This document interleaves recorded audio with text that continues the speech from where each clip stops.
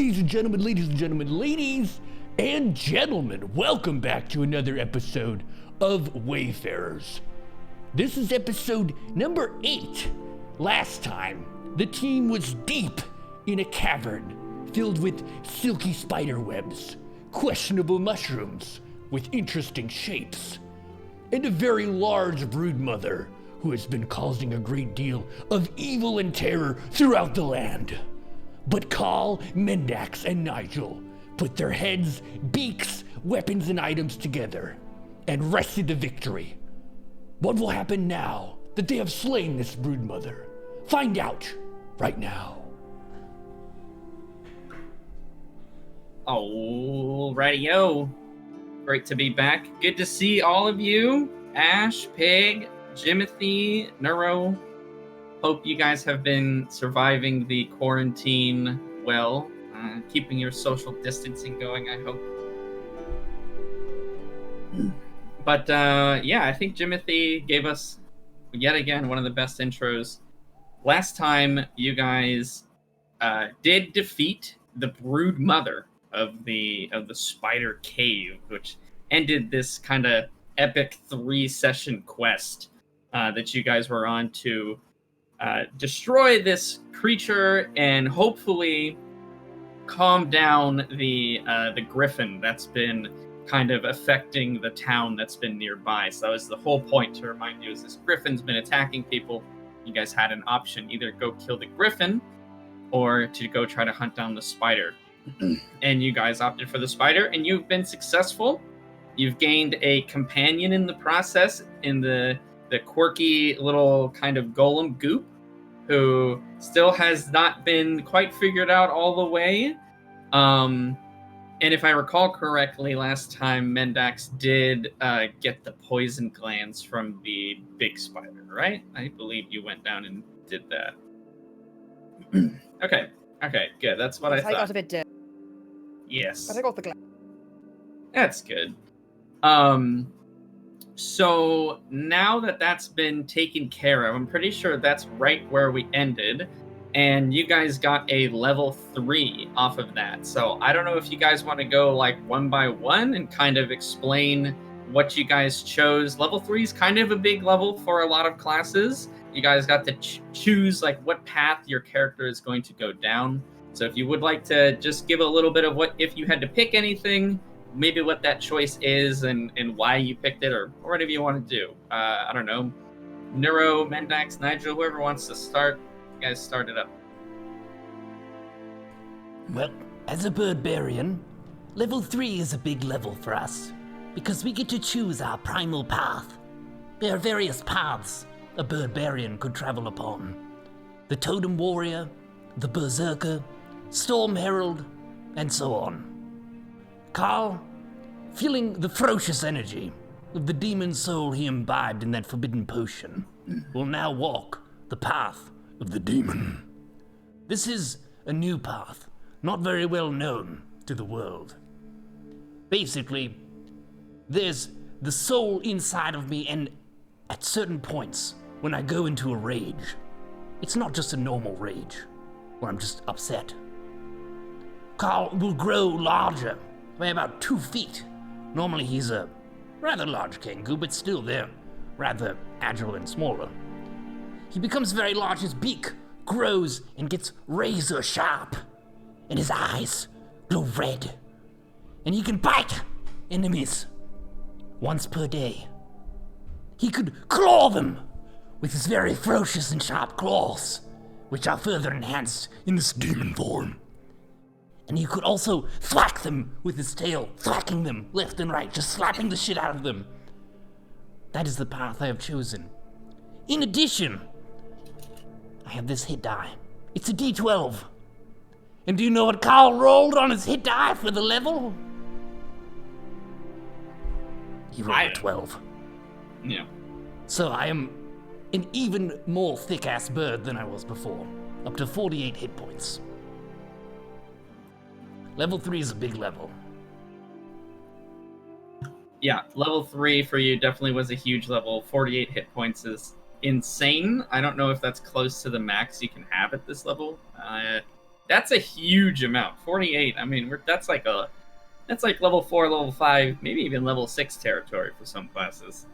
But yes, Path of the Demon for Call. Excited to see how that one pans out. Some untested kind of beta content for the game, so even veteran players may not be overly familiar with it. So it's gonna be pretty fun to see how you use that. Mendax, what did you pick? So I picked Assassinate for the specific reason that the word ass is in there twice. But it means that my propensity for stabbing is going to get even better now, because I have an advantage on my attack rolls against any creature that has not yet had a turn in combat. And if any of those creatures are surprised, it's an automatic critical hit. That's right. I get stabby very quickly. I'm also getting proficiency with my disguise kit, which I add to all the time with plenty of pants and shoes. And the poisonous kit. I do love drinking. Be careful you say you're cut down next to me. Awesome. Yeah, Path of the Assassin for Mendax definitely ups the lethal ability of the rogue. Stealthing is going to be a lot more useful for you when you go into combat. Previously, you just get advantage, but now hitting somebody that doesn't know that you're there, instantly crit. I mean, you're talking about just deleting enemies from the battlefield. It's going to be nuts, the amount of damage output you can have. It's going to be crazy. Awesome. Nigel, how about you? I think level 2 is where you picked your school, so that was kind of the big one, but level 3, I know you probably grabbed a few more spells. I think you grabbed a few more. Indeed, and I believe that a lot of people might be wondering, why, Nigel, have you been snacking away so much? And it's because I am just absolutely famished, you know. It was a long adventure, a long journey, but I can feel my muscles growing, and similar to Carl, I also rolled the maximum of my hit points, and almost doubled my hit points from 12 to 20. So I am rather swole compared to where I was, which was about as skinny as a teenager who'd never lifted anything heavy in his entire life. But, you know, everything is relational. So I'm getting a little stronger, and I'm committing to my school of magic. The school of illusion, of course. As much as I love setting things on fire, I think true mastery is found in tricking those that we oppose, playing the mind games. And of course, I have chosen Mirror Image, a spell where I can create multiple illusions, 3 illusions that split off and mimic my actions during combat, and anybody trying to target me has a very good chance they end up hitting the wrong copy of me. I also have chosen Invisibility, so I can touch something or someone, and turn them invisible for up to an hour. So I am very much looking forward to using both of these spells. I have a question. Most certainly. Can you touch yourself and turn yourself invisible? This is a question that I have actually not answered yet, but I was just thinking the same thing myself, and that I should have consulted some sort of magical master of this world, a god perhaps, who controls such concepts, or maybe simply test it on myself and see. I'm almost certain you can turn yourself invisible. I was thinking I could. What is this spell? Is it just called invisibility? It's just invisibility, yeah. Okay. Yeah, here it is. Yes. Yeah, you are a creature that you can touch, which is the only specification for a target. So absolutely. Keep in mind it is a creature, and I don't think you can make invisible inanimate objects with it that aren't on a creature. So anything that creature or thing has, they're invisible, and everything they have on them is invisible. But if you just touch a boulder, that will not be. I guess unless maybe you're saying the lizard is carrying a boulder. I don't know. We'll get to that. I love it.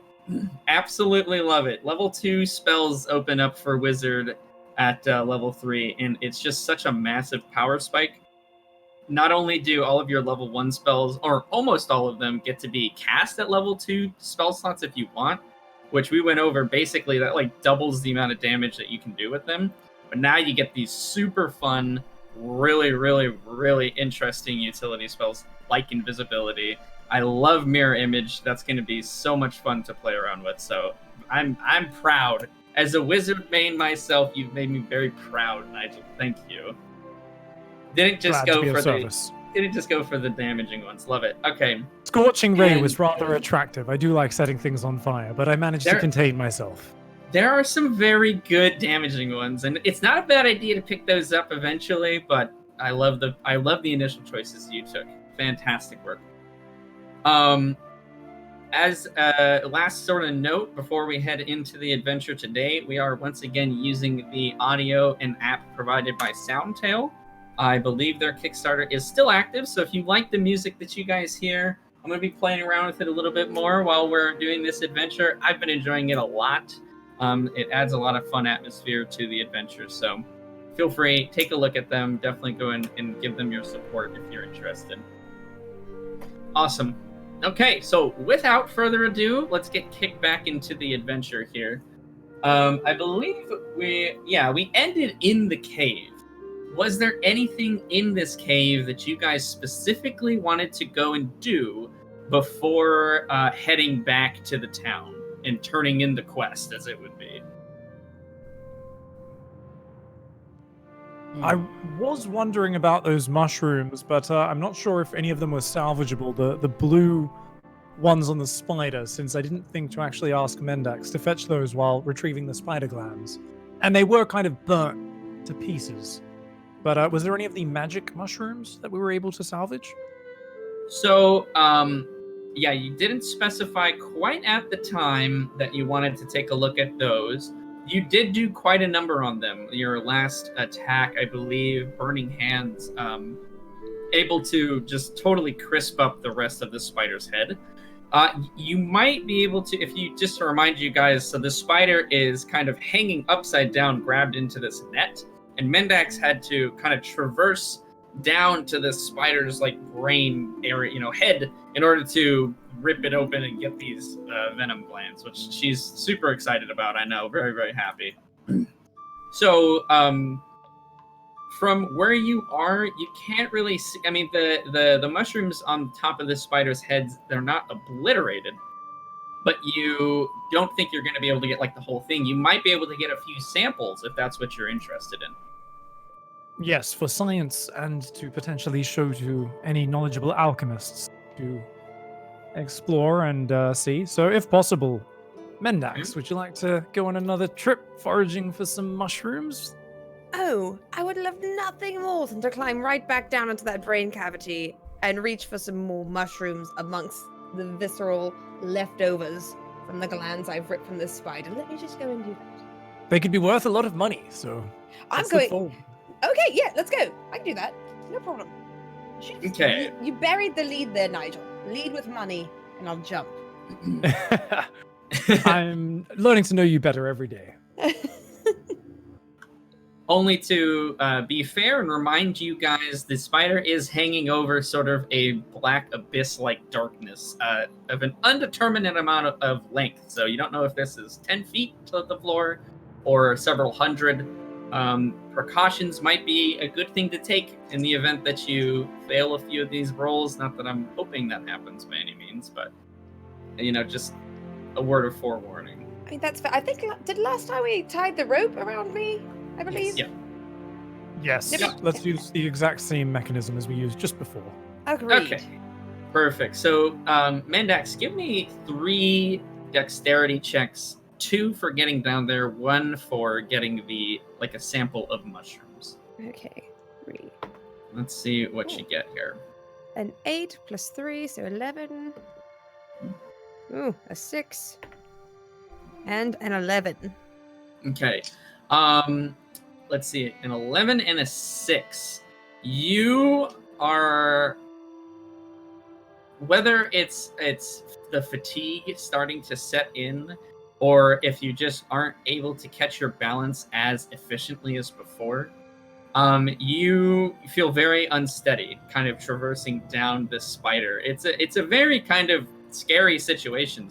You've, walked across rooftops before, you've trapezed across buildings, but you've always been able to at least see the ground. which has been at some point of the day, at least a little bit of comfort. Now, though, you're kind of staring into this abyss, and it's starting to get to your head.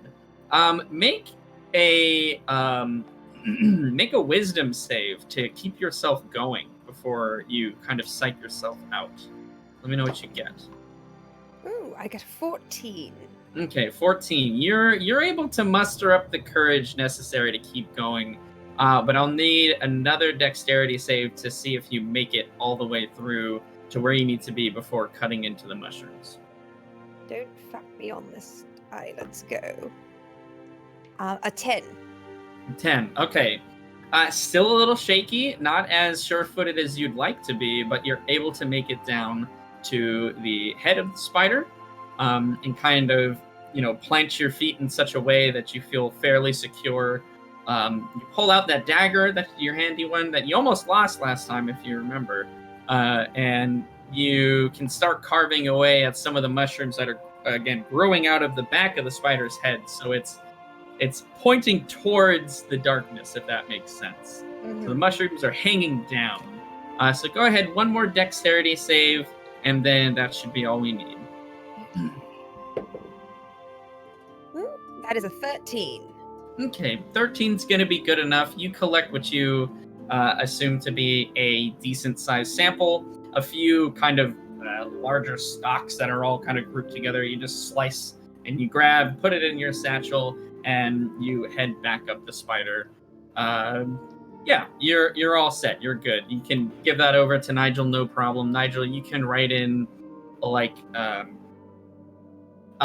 we'll call it for right now, blue spider mushrooms would be good. Blue spider mushrooms. Spider mushrooms, my favorite kind. I do love me some spider mushrooms. Spider mushroom ravioli is actually quite nice. I go than more for stonefish. fish myself. Awesome.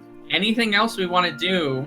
Or are we just heading back out? I won't make you guys, role play the walk back out, unless there's something specific in the cave that you want to go and see or do or try to get. I don't remember there being any bodies or piles of bodies that I did not check for pants or shoes or gold. So I'm fairly certain I've gotten all of those that I can get. Okay. Let's say Nigel. Call anything. Carl, the Kenku, the Barbarian, Mendax, and the Rogue. Nigel, the Wizard, taking out the Broodmother, saving the city and the town. I just want to kind of celebrate. I'm in a good mood overall. We've been very tense this whole time. And finally we took out cause for celebration. this big boss. So now we are actually the bosses. That's how it works. You go into a cave, there's a giant boss. You kill the boss, you are the boss. So this is our cave. It's kind of shit, so I wouldn't want to live here, but yeah, we did a good job. Oh wait, do we have any spider meat besides the fingers and the shrooms?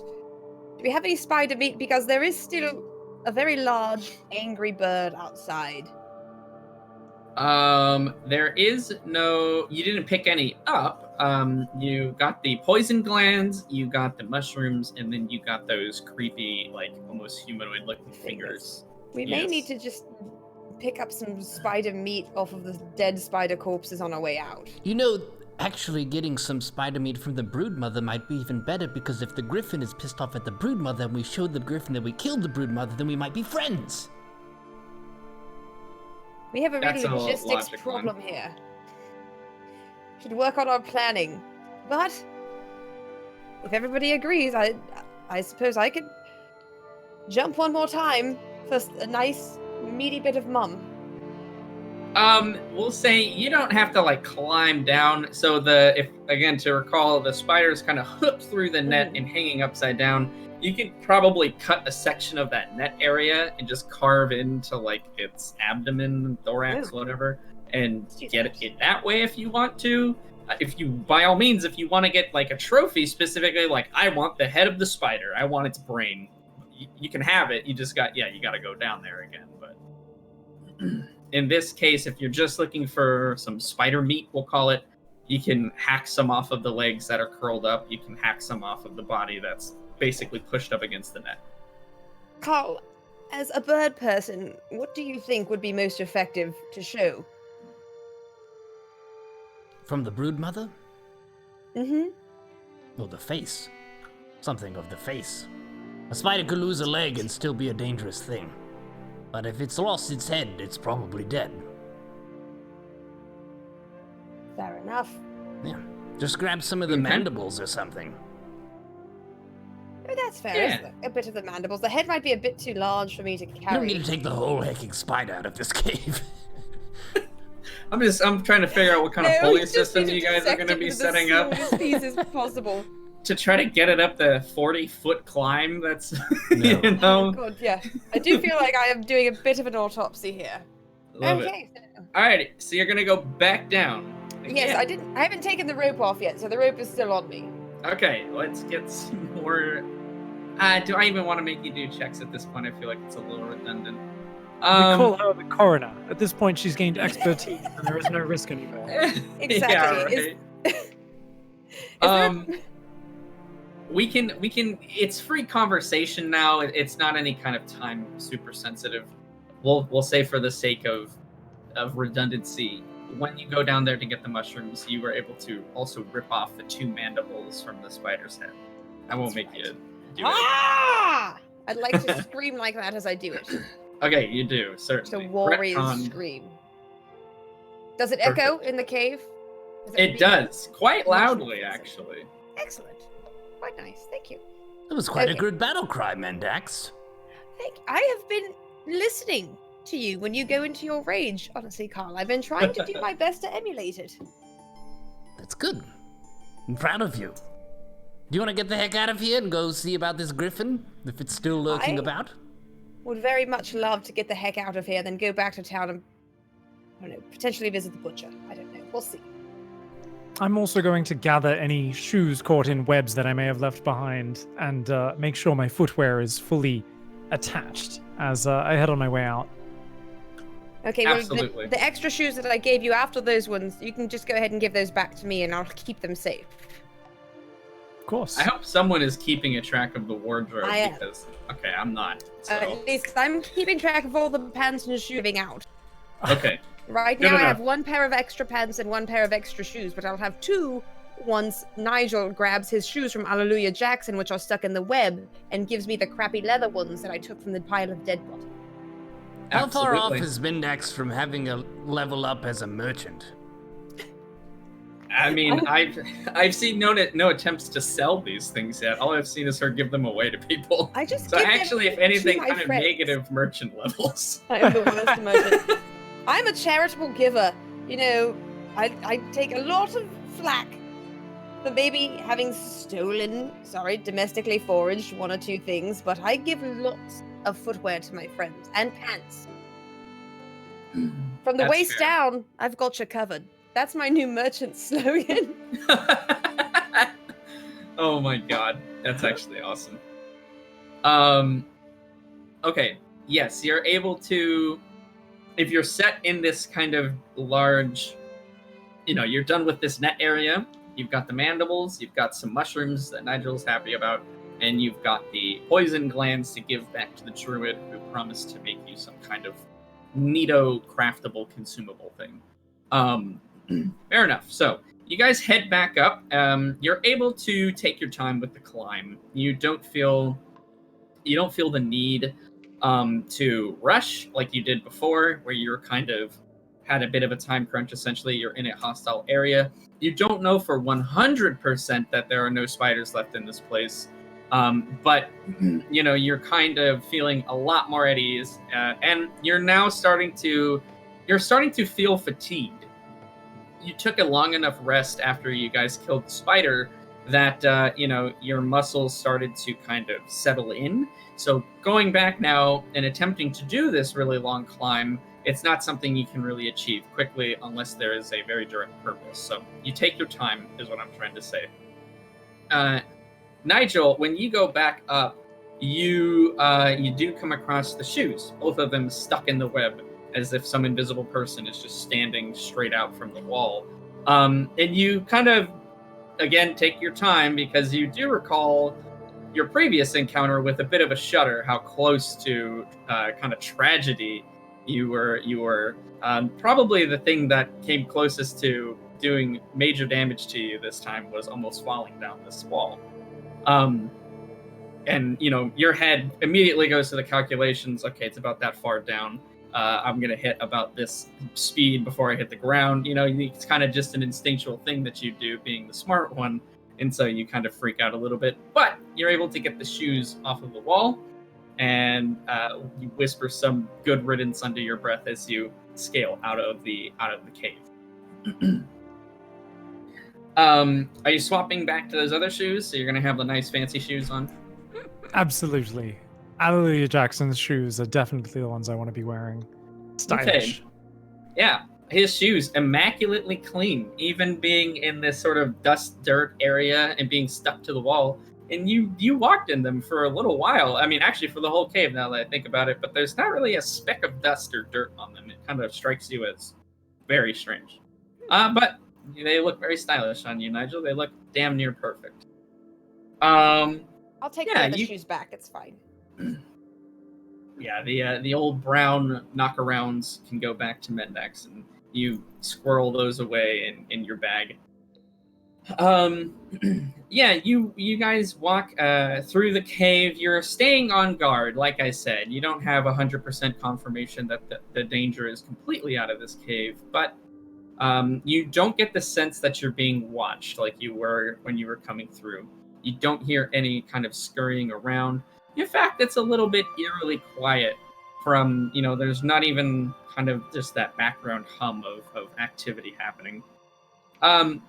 Call, as you walk past the hallway where the dwarf was, you stop for a moment and you sort of reflect on what that decision meant to you, to take that dwarf's life and to fulfill his dying request. And it strikes you pretty hard. In the moment, you had adrenaline pumping. You had a lot on your mind as far as just needing to survive this cave. But now that you're able to stop for a moment and reflect, you realize how tough that decision and how difficult it was to do that.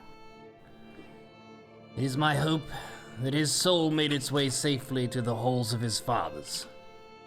And perhaps, whether they be in some spiritual caverns in the earth, or in some clouds in the sky, that they saw that wicked broodmother get totally destroyed by Nigel's fire, and my halberd and Mendax's stabby stab in her bow. It was a very tough call, but I think the right call. Doing this adventuring work is a messy business. I'm glad to be with you both, Mendax and Nigel. I'd like to rest my hand on Cole's shoulder and just pat him in a very friendly way. Making eye contact, because there's just really no words for a moment like this, other than close proximity and friendship. Well, you do take resolve in the fact that you did fulfill his last request, and that you were able to successfully avenge him, as it would be. And you do now recall as well the task that he set upon you. I believe Mendax has that ring. I don't remember who exactly took it. I have the ring. Okay, Mendax has the ring. This is the signet of Colabril. Yes, that's correct. So that is, the name of the dwarf, his son, that you're hoping to return this ring to when you make your way to Dwarven City, Tol Karabat. You guys progress through the rest of the cave when you're good and ready after taking your moment of silence or reflection on the loss of a dwarf and what you're going to have to tell these village folk. And you make it to the front of the cave. Now, as you were just discussing, not many moments ago, there is the possibility that the Griffin is still out there. You guys have been in this cave for probably close to 2.5 hours, maybe 3 hours or so. By no means was it an all-day kind of thing, and so you are very aware of the fact that that Griffin could be looming outside somewhere. Is there any specific way you'd like to approach exiting this cave? Any sort of specific way that you want to try to scout it, whatever you guys want to do, let me know. Well, Mendax is stealthy. I am a bird. I don't know if the griffin might look kinder upon me, as I'm a feathered creature. Just make sure we have those mandibles handy. We should be able to show a trophy. We've got the mandibles. We also have a wizard who I believe has an invisible touch. I think this is where I must ask our great Lord and Savior, the DM, would I be able to use said invisible touch already, or do I need to wait until we rest? Oh, good question. Oh, that is a good question. Oh, yeah, I see why you're asking. It's technically not on your list of prepared spells. Oh.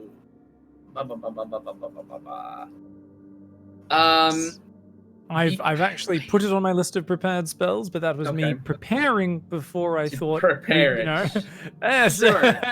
Understood. Before we actually got back to the village and had our night's rest and my chance to scribe into my spellbook. You were trying to think ahead. Okay, I will say, because I don't know if you get to add it or not when you level up, we're going to lean on the side of what we like to call the rule of cool, which is go with whatever the coolest option is. So I will say yes, you can go ahead and cast that invisibility spell at this point. You can restructure your prepared spell list, let's put it that way, to include those new level 2 spells if you like. I mean, it's not too hard. I am very intelligent and able to multitask. I was both eating our store of dried meat and jerky to help me bulk a little bit after that fight, while Mendak spent several hours coronaring, which I believe is a word I've just invented, inside the Spider Queen's corpse.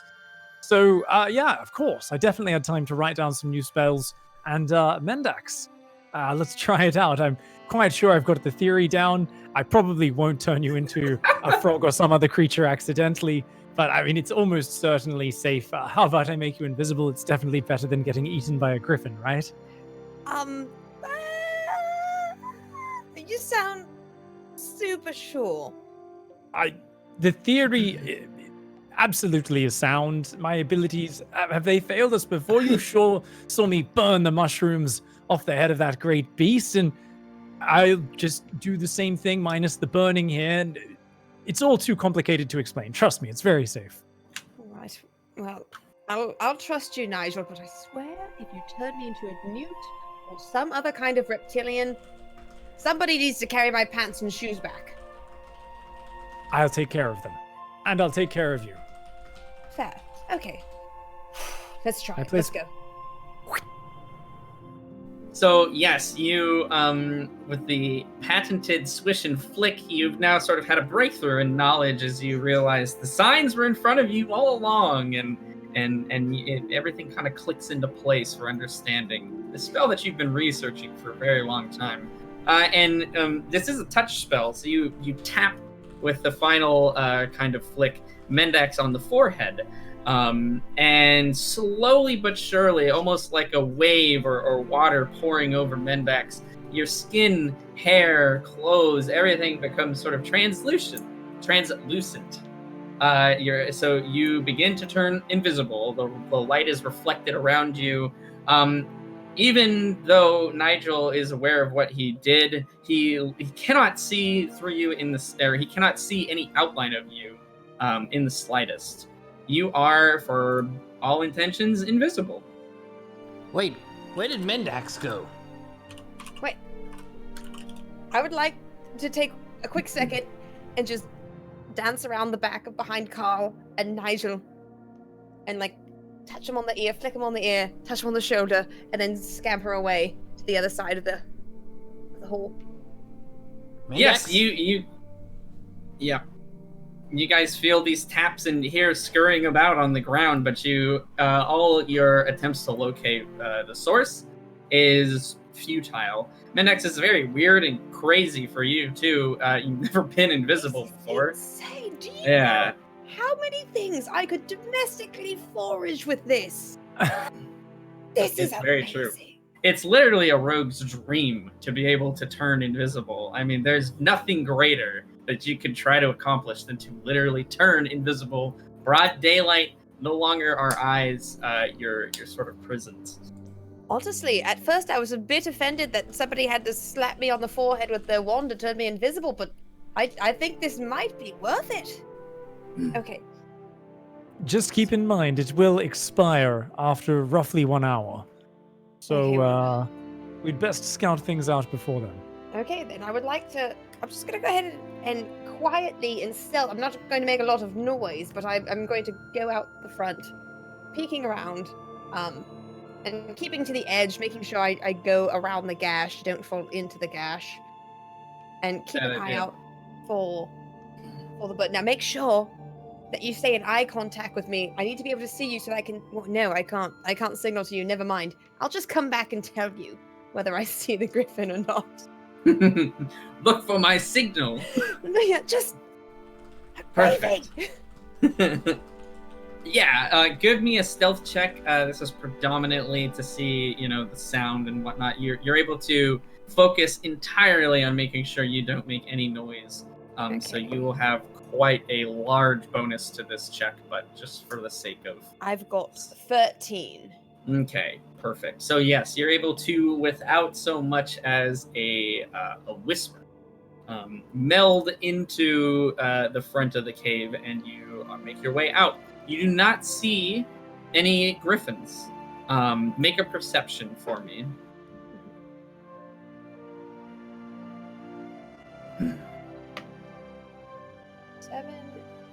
Oh, so it's an 8. Okay. Yeah, you don't notice anything out of the ordinary in the front of the cave. You do, however, start to hear kind of some thudding, which is a little bit surprising. You can't quite tell what it is. It's not in front of you. It almost sounds like it's above you. Walking out a bit further so that you can see the rest of the mountain or that face of it, you see these sort of black, they look like boulders almost, rolling down the hill and kind of thudding at the bottom. One of them gets a bit close to you. You're able to dodge out of the way with ease. And you see it's not a boulder, it's not a rock, it's actually a spider. These spiders are all kind of curled up and withered, you would assume they have expired, essentially, and wherever they were hanging onto the mountain, they just let go, and they're now sort of rolling down in almost not an avalanche. It's not that many, but you definitely notice there's at any point there's probably 2 or 3 that are rolling down at a time. Okay. I should think to myself, oh, this is what we said earlier when we killed the brood mother, they all die. So I'm not too worried about the spiders, because we were told about that. So I'd like to just continue out a little bit further, search the edge of the perimeter, and look back and above for the griffin. Sure, it is super dark. You do have dark vision being a tiefling, but you are not able to make out any sort of bird shape, nothing flying. You don't hear anything. You don't see anything. You see no sign of this griffin. Okay, then I would like to go back to the mouth of the cave and tell my compatriots that it seems to be clear for us to go ahead and exit, so long as we don't have our torches out or anything like that. Did you want me to call for the griffin? Remember, I did practice its voice call with my mimicry. Wait, am I already back in the cave already? Are we Yeah, if you want to go back in the cave and let Yes. them know what you saw, absolutely. That's no problem at all. Okay, I mean, there is no griffin out there. Do we think the griffin will be so happy at... I mean, I'm going to be invisible for another, 45 minutes or so. So I'm fine with either plan. But do you think it's worthwhile to call the griffin back down here, or simply assume that the griffin will stop acting a bit cray now that the spiders are all dead? Look, I didn't say it was a good idea. I just said it was something that we could do. I'm not 100% against it, honestly. The griffin was quite beautiful, and once more, I'm invisible. I care about you, my friends, but if you do die, I won't take your shoes and pants. Well, it didn't chase us into the cave last time, did it? Because we threw it some meat? I would want to know Nigel's opinion. I'm not the smart one. A dangerous proposition. What do you hope to achieve by calling it down? Well, we Voice could of do Reason speaks up. it would be a sort of test, because they were saying, the druid was claiming that the griffin was all pissed off because of the broodmother. And if the broodmother has been slain, and you see these spiders rolling down the hill, things may have changed. And the griffin may, once again, be a peaceful burb. Perhaps. However, it may take some time before it settles into this new valley that it has to itself. And fighting a griffin is completely off the tables. I'm not necessarily one to lie, but I think it's safe to say we've fulfilled what the druid wanted us to do. We've defeated the spiders. The griffin... I simply do not want to risk fighting it. As long as we play it safe and hide deep, if you want to, we can call it down and see if its behavior has changed. But I'm not sure of their intelligence, and if you can... Showing it the trophy may work, but I'm not sure if it's smart enough to fully comprehend that we have slain the spiders. What if... And this is just... I'm throwing things against the wall and seeing if they stick at this point.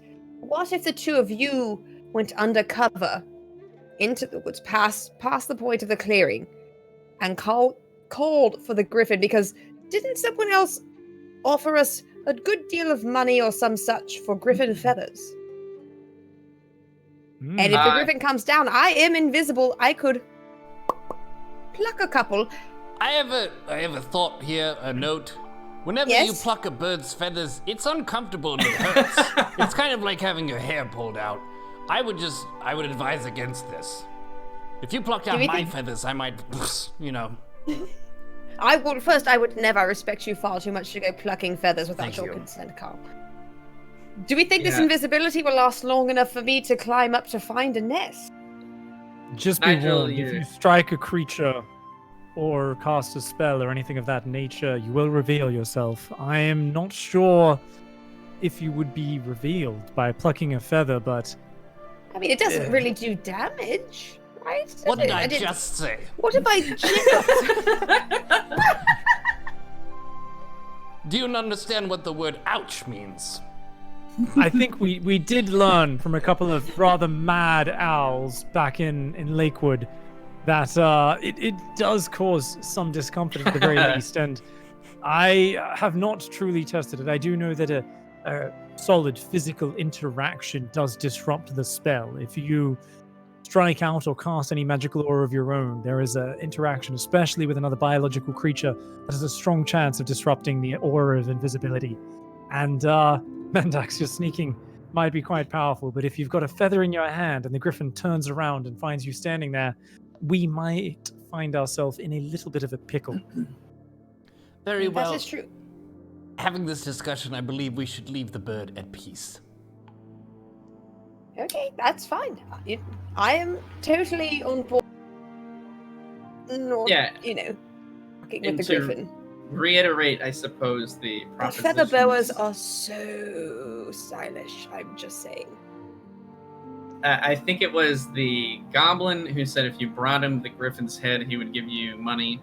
And he wants the head? No, never mind that. Then screw him. The gnome said that he would make you some arrows out of the feathers. Oh, that's right. I do have arrows, and I don't think we need to kill him to get the feathers, though. I think can we look around the clearing as we're walking away? I mean, the griffin has been flying around here fighting spiders. Perhaps one has fallen off. You have fallen off? Yeah, absolutely. You guys are more than welcome to do that. So, is everyone heading out of the cave now? Yes. Gonna go look for some feathers for a bit? Mm-hmm. Just on our way out. Yes, just, head on a swivel kind of thing. We don't need to go upturning boulders. What time of day is it? Is it the middle of the night, or? Yes, it's super dark. It is, pretty much now the middle of the night. Call and Mendax, they can see just fine. Nigel, if you're going to be sort of any help for the search, you would have to have some kind of light source. I'm going to stumble along behind in the dark and try to not trip over and make too much noise. Okay, sounds good. So you guys head out of the cave. Let's get a perception check from each of you. Like I said, it is dark. There's a lot of debris around. Nigel, we're gonna put a -10 to yours since you're essentially searching around in complete darkness. Blind as a bat, Nigel. Oh, Yeah. that's my whole thing. Right, I've got an 11. We're rolling a Okay. d20. Yes. D20, add your perception modifier to it. Perception. So 14. 9 plus 2 for me. That's 11. Minus 10. So 1. Nice. 14 for Carl. 14 for Call, and you said 11 for you, Mendex, is that right? Yes. Okay. Yeah, Nigel, you're actually searching for the feathers about a foot off of the ground. You're not quite sure exactly where the ground starts and where your hands begin.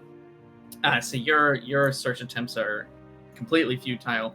However, Call and Mendax, after a little bit of searching, you guys are able to actually find 3 Griffin Feathers. Ooh. Mendax, this was the perception check that you failed earlier when you went outside the cave. Where you find them is actually where you guys threw those bags of meat. As this griffin was stabbing into that and eating it, essentially, some of its feathers came loose and fell on the ground. So you have in your possession 3 Griffin Feathers. Okay, would you like me to carry them, or would you like to carry them, Carl? Either way. Well, being as you're the one who knows how to use a bow, I would say that you can have them. Oh, thank you. Okay, I'll go ahead and put them in my rucksack, and we can keep going, I guess. Awesome. One last thing you guys have to kind of figure out before you are free and clear to head back to the town is there is the sort of crack in the ground, that big gap that you guys had to jump over before. The gap? Oh, okay, yes, the gap. Yeah. So that is still there. Paul and Nigel, you guys are seeing these spider bodies that are kind of, hitting the ground. It's for the most part stopped at this point, but you see a good amount of them that are sort of lining around this mountain. It's kind of freaky to see.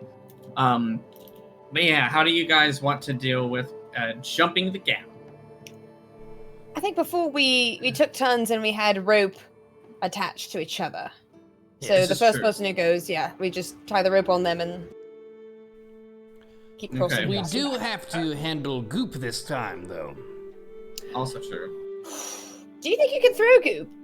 Carl, I mean, gently toss him with a lot of respect because he is a valued member of this party. I could do the most respectful toss ever, maybe. Possibly. I will say this, Nigel. We can still tie a rope around him. Yes. Nigel, your body will not physically allow you to jump into the darkness where you cannot see where you're going to land. You would have to be intoxicated or under some kind of spell Oh, in we order can for make you that to happen. do that. So just FYI, that is a terrifying prospect for you. Your mind will not let you do that. I could throw Nigel, too. Yeah, you can. You Can you please absolutely. toss Nigel? Okay, do you Just- want to have Mendax go across first, and then I can throw Nigel and goop and then jump last? Perhaps I could simply light my torch very temporarily just before jumping, and that way just give myself some depth perception, and I should be able to get over the fear. Do you as long want as I can see where I'm trying to land. to potentially alert the Griffin to our position? Well, I will say about 15 seconds ago, you guys thought about calling him to where you were, so... We seems- decided against it. We decided that no, it was a bad idea. We're changing plans on a second-by-second No, we're basis. not. I We're love staying it. with the same. The plan is to not alert the Griffin. We had to have a discussion, yes, but we decided Okay. no. So lighting a torch now seems like going backwards in our discussion. To be fair, mean- spiders don't normally light fires, so I wouldn't think the griffin would see a torch and say, "Oh, it's a spider." Fair enough. Okay. Well then, I'm all on Team Toss Nigel, but if we want to light a torch, then that makes sense. That's a valid argument, Carl. As long as I go across last, I can light the torch at the last moment or call to one of you to do it.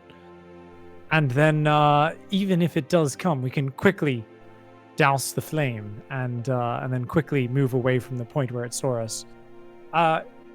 Do we know if griffins have good night vision? You can roll a nature check and try to discern that information. Trying to remember. May I assist with that? Yes, I think you can assist with nature. Yeah. I am proficient in nature, and I'm also a bird. Okay. Thankfully, a I am. bird. You might be a bird, but I am a nerd, and 19 is what I've got. I remember reading a book about mysterious beasts and griffins and chimera and the likes, and I do believe I remember something. Griffins, by your recollection, have no specific affinity to seeing in the. I'm sorry. Let me rephrase this. They have no special kind of vision in the dark beyond what like Call would have or Mendax would have. So they don't have better vision than them, but they have better vision than humans. Does that make sense? Yes. All right, I think they can see better than me in the dark, but not quite as well as those who are attuned to darkness. I think we should be able to escape it in the dark if we hide. Okay, that sounds about right then. I totally lied to you. They can actually see super fucking well. I missed this exact piece right here. They can see extremely well. So, Sorry, it was ducks. I was thinking about ducks. Actually, I'm sorry. I totally missed it. That's my bad. Pig's character doesn't look like a fool. I look like a fool. You could never look like a full DM. No. They can see very well. So, Nigel, if griffins can see extremely well in the dark, then it doesn't matter whether we light a torch or not. It could see us anyway. Very good point. That is true. We were, of course, hiding in a forest previously with tree cover whenever we did evade its attention. So, yeah, is there much cover around? Where you are now, there's that rock that was near the entrance of the cave you guys kind of hid behind for a moment. But besides that, until you make it to the tree line again, it's kind of just those rolling hills. In this case, Carl, I think we should not bring its attention to us. Perhaps we could do a practice heft to see how likely it is you're actually capable of tossing me. Well, I can toss Goop across. Yeah, Goop has to be much heavier than Nigel, right? And Goop is solid stone. He's quite small, though, and he's hollow stone. Oh, that's true. He is, what did you say, like 60 pounds? Is that what you said when he had him strapped to his back? Mm-hmm. He adds like 60 pounds. So he's heavy, but he's not as much as Nigel. Nigel probably weighs like, what, 120, 125 maybe. Okay, so he's half a Nigel. He's a half a Nigel, yeah. He's a half a Nigel. So, Mendax, do you want to go first, and then I can throw Goop and then toss Nigel? Sure, let's do this. Okay, so I tie the rope around myself, and I hand the other end to Carl, because then he can tie that end, at least to Goop. Okay. He tosses him. Give me a dexterity save. Okay, my dexterity. So it should be 20 plus 6. So this is a saving throw. Oh, okay. D20 plus 6, then it's a 19. 19. Yeah, you're able to. You wanted to see if you could perform that same kind of kick off the wall that you did the first time. Off the wall, flip, landing into the splits, but then somersaulting up. You're not able to land in the splits, but you do kick off the wall and flip. So you're gonna.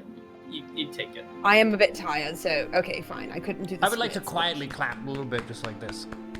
And then I would like to curtsy. And I know that he can see me in the dark. Nigel, you hear clapping, and that's about it.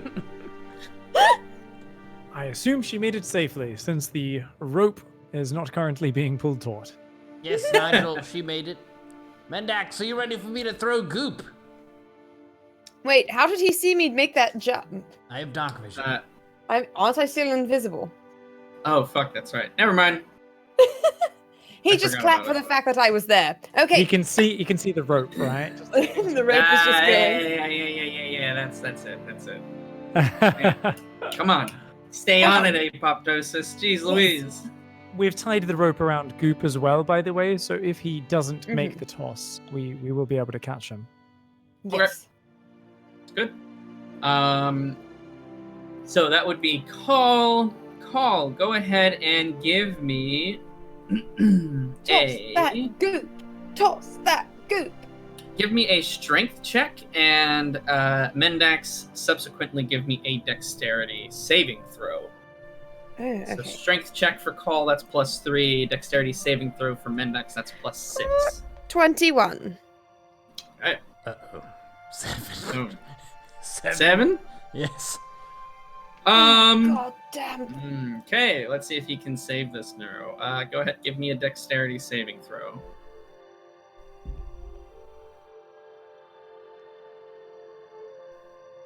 $19.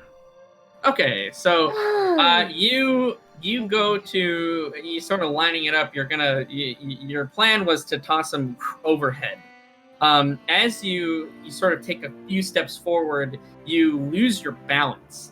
And what would have ended in you essentially chucking Goop down into the crevice, you're able to instinctually kind of, your mini football years of practice, you kind of tuck in and not roll. You don't roll towards the edge, but you kind of just fall flat. Oof. Yeah, a bit of an oof.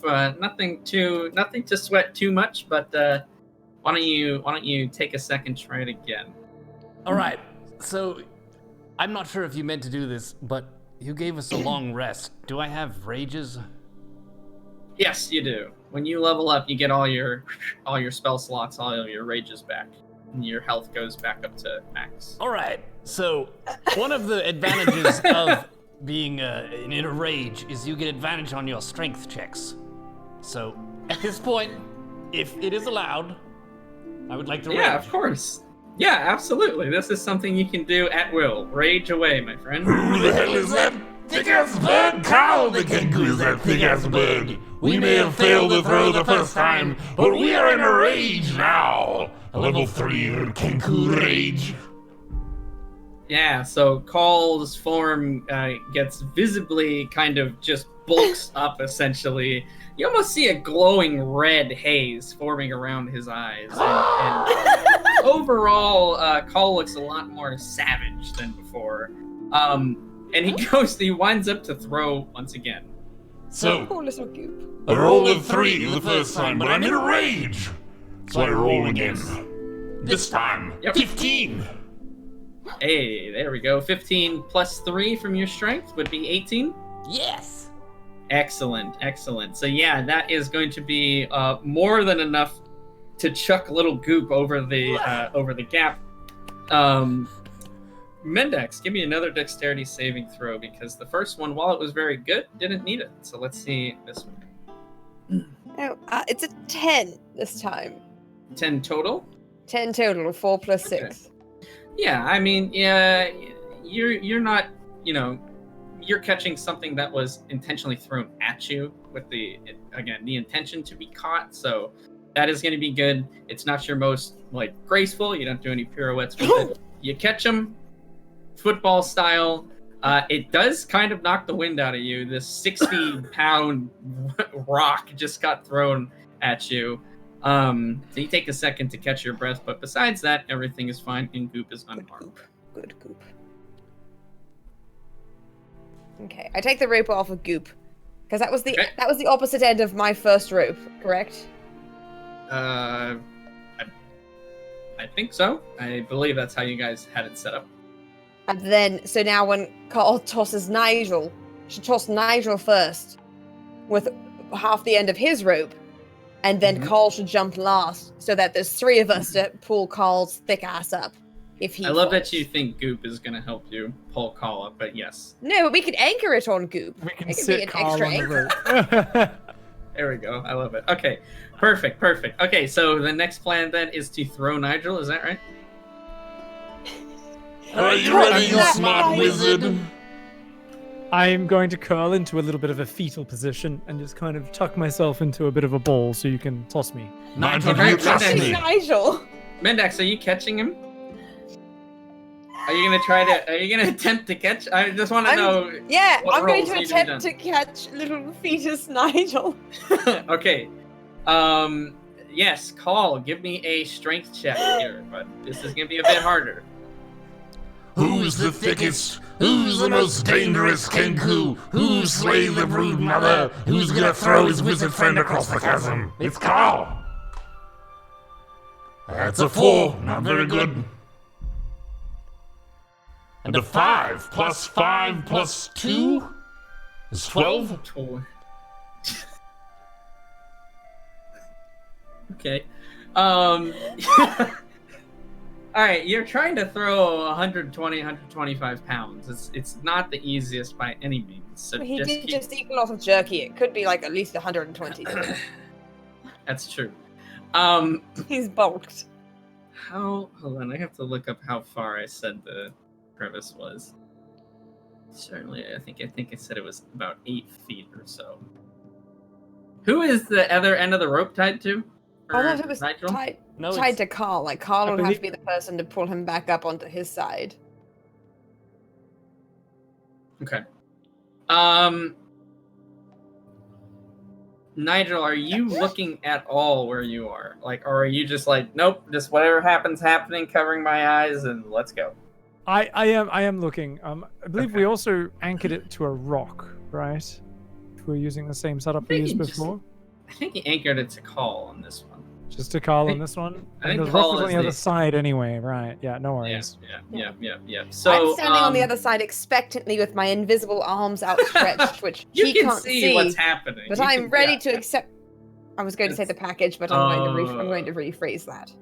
Good job rephrasing it. Nigel, give me a perception check at a -10 again because it's in sheer darkness. But we'll see. Hey, you never know. We've rolled a 15 plus 2 for perception. 17 minus 10. That's 7. All right, that's not gonna quite cut it on this one. Nigel, you're getting the arc feels terrifying. Let's just point that out. But you keep falling for a lot longer than you expect to. You're thinking instantly you're going to be on the other side, you're going to hit the ground, maybe you get caught, who knows. That's not the case. You find yourself actually you fall into the crevice. Well, and how close was he to us? My side? Can I dive forward to try to catch his hand, or like snag the back of his shirt? He's pretty curled up. So you How else are. in position? I mean, if you want to jump out and try to catch him that way, you can't reach out. Okay, no, I don't want to jump That is out because okay. only Goop is here, tied to me now, and Okay. I weigh like 3 pounds more than Goop, so I can't do it. So All right, no, if I all can't right. reach him, then no. Call. Make a dexterity save.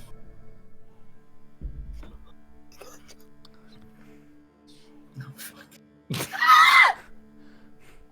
7. 7? Okay.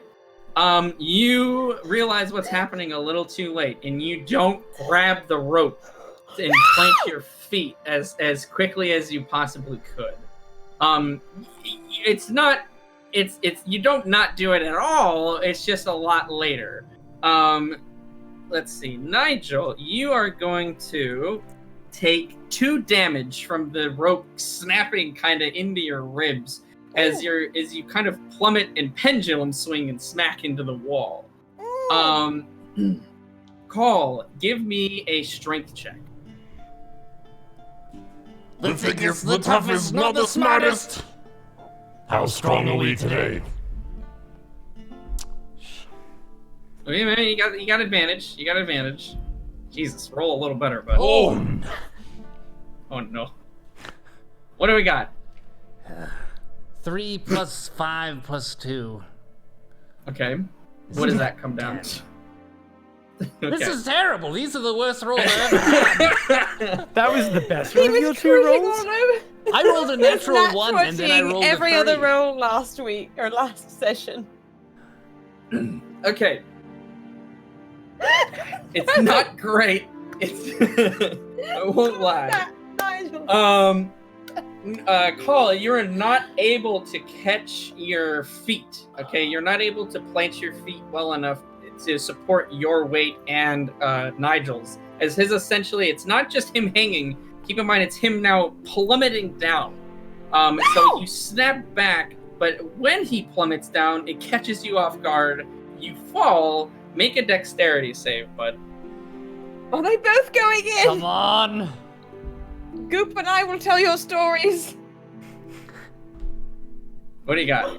No. The worst. No. Did you really? The very worst. Okay. Shit. All right. You two are now actively falling down the crevice. I did my best here. I did my best. Nigel, you wake up to what is happening, and your instinct to survive kicks in as fast as possible. Give me a dexterity save. All right. I'm starting to hope that this is not an infinite abyss and that the fall will not 100% kill us. That is a 14 dexterity save, you said? Dexterity save. Plus 2, 16. 16. Okay, Nigel, you are able to grab hold of anything. You don't know what it is exactly, but it feels solid. It doesn't give way under your weight. Give me a strength check to support yourself. Strength is not my forte. Yes, it is. Plus- You've been bulking. You've been bulking. All the beef jerky's weighing me down. I feel quite bloated. But I also feel inspired by my will to not die right now. And It's I a roll very strong... What'd you roll? 18 plus 1. 18 plus 1. You are So strong. solid. Thick ass wizard. You are grabbed onto the side. You feel secure. Now let's see about Call. Call, you are falling. You have fallen probably about 5 feet. You are down, or I'm a little bit more than that. You are down to where Nigel is at. Give me a dexterity save to try to grab onto the side of this rocky ravine. One good roll. That's all we need. Well, One good roll. We're gonna need a couple more, but it Two starts good with rolls. It starts with one. Okay, dexterity save? yes. 9. 9. That is not good enough. You do not manage to grab hold of the side of the cliff. How much rope was between you two? How much rope? What length of rope would you have tied? Let's say. Between the two of us? Yes. If the chasm was 8, we would have given a good bit more than that. Maybe. Okay. At least 15? 15, 16, 20. Yeah, 20 feet. Yeah. Okay. We'll say that you get one more check in falling 10 feet again, and then Nigel is going to have to try to support the weight of both of you. That's not very likely. So It's fairly unlikely. One more dexterity save for you here, Call. Whatever birds may be, whatever demon is in with me, please, now.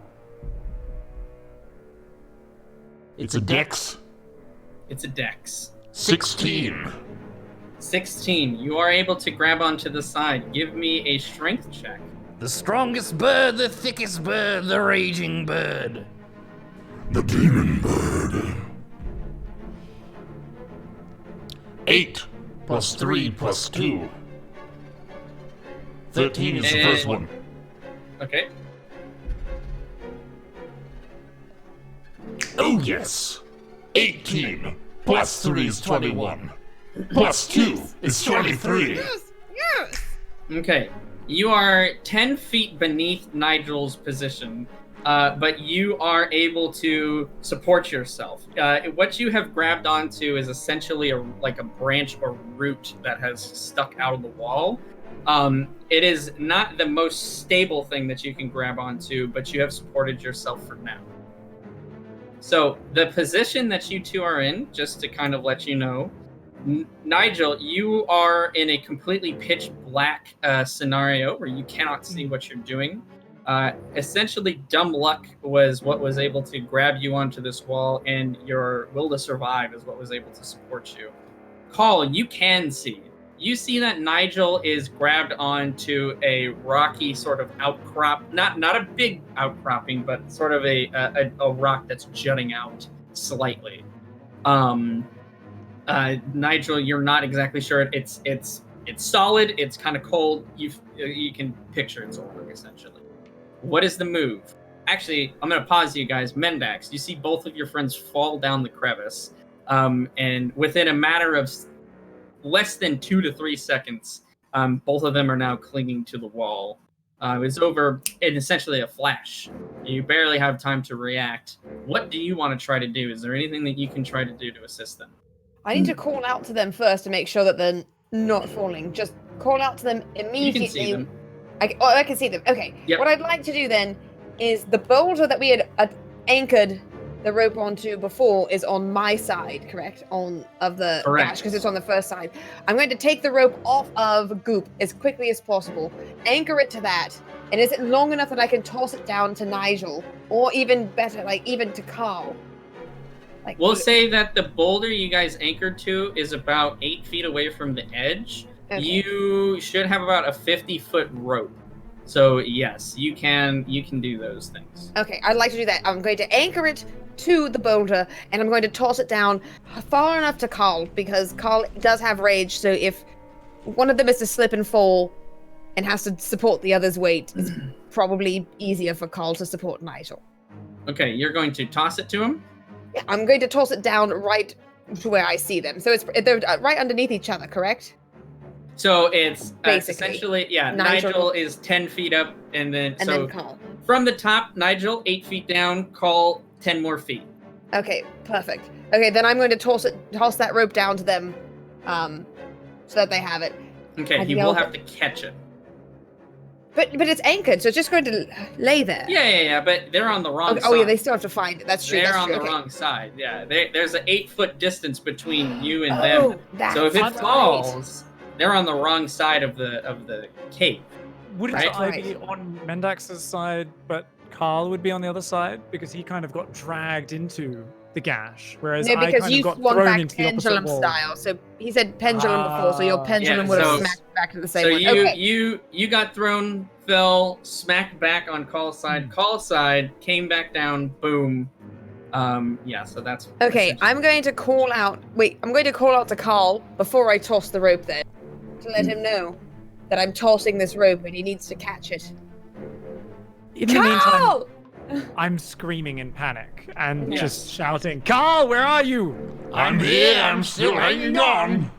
I know. Calm down, Nigel. It's going to be fine. We're going to get you guys out. Just breathe. Carl, I'm tossing you this. Do you see this rope? Yes. I'm tossing you a rope. It's anchored there. I need you to catch this. Okay, so you go to anchor the rope. Uh-huh. I'm going to do a couple of rolls to see how well those the sides of this cave are hanging on here. All right, Nigel, your side is still hanging on, but you do notice that the weight is starting to shift slightly on the rocks that you're holding on to. You do your best to find a different kind of position. You're reaching out very, very slightly. You're terrified at this point. But you're not able to find anything else to grab onto except for what you have right now. It's not going, but you don't feel amazingly confident that this is going to stay the way that it is forever. Call, your kind of root branch does seem very solid. After all we've been through, I can feel it shifting. I think I'm about to fall. I mean, magical strangers hustling us on the road. Goddamn spider swarms.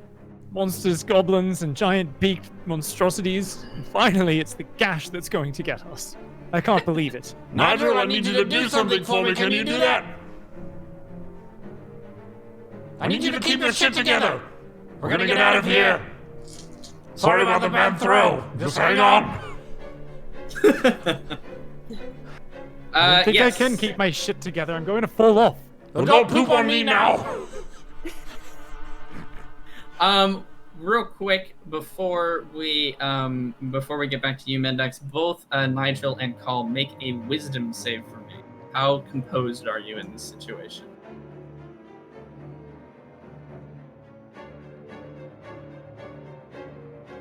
Oh, yeah. So wisdom saves from Call and Nigel. Does that come through? Sorry. Sorry, it cut out for a sec. There we Nope, go. that's okay. I know we're like occasionally the audio is breaking up a little. So we're doing wisdom saves from Call and Nigel to see what your composure is like right now. 14. Well, after a bit of momentary panic, it's 18. Okay. And what was yours, Call? 14. Okay, you're both hanging in there.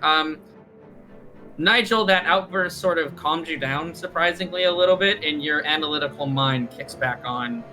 You're trying to think of a way out of this situation. You aren't going to have any sort of impediments on your skill checks.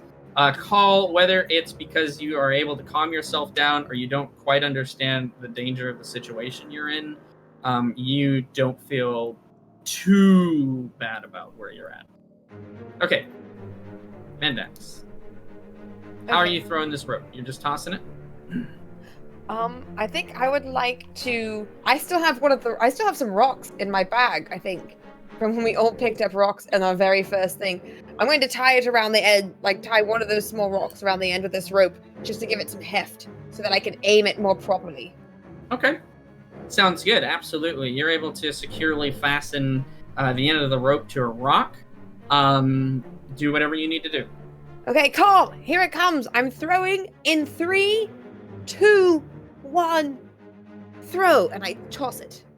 Okay. Dexterity save from you, Mendax, and dexterity save from you, Call. Okay, I've got a 17 plus a 6. I'm math 23. Okay. What did you get, Colin? 14. 14. Okay, 23. That is good enough, certainly. Your aim is true. Call, on a 14, you are able to, for a moment, reach out and sort of grab the rope end.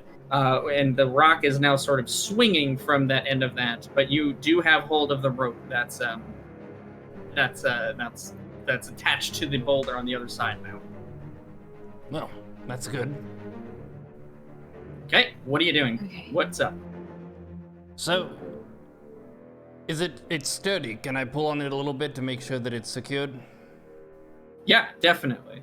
There is a lot of slack, but you're able to kind of coil up the rest of it quickly and pull. You do see that it does feel fairly sturdy. Let me take another look at something. Okay. Nigel, your rock, there is a piece of it that does chip off, lowering the amount of space that you have to hold on. You kind of are almost overlapped now with your other hand. Your strength is being tested. It is not easy to support yourself and hold yourself up. Your legs are kind of not kicking out, but they're scraping on the side of the cliff to try to find a spot to grab onto. You're not finding anything. I would say that the speed of the situation might need to increase. I can't hang on for much longer. Call, you got the rope. What are we doing? I'm gonna climb up. Okay. So the climbing up would mean letting go of your side. You'll essentially swing over to where the side that Mendax is on, and you can kind of I don't know what the. And I'm word helping is. to hold that end of the rope as well. Like it's anchored to a boulder in case I give out, but Sure. I am also holding the top of that rope. Sure. Okay. Call. You're gonna let go then. I'm going to let go of the wall of the gash, and I'm going to hold on to the rope and try to climb up. Okay. Sounds good. Go ahead. You've got a solid 18 feet you need to climb up. Go ahead and give me an acrobatics check. 2 acrobatics checks. Natural 20. Okay. That's a That's a roll. very good one.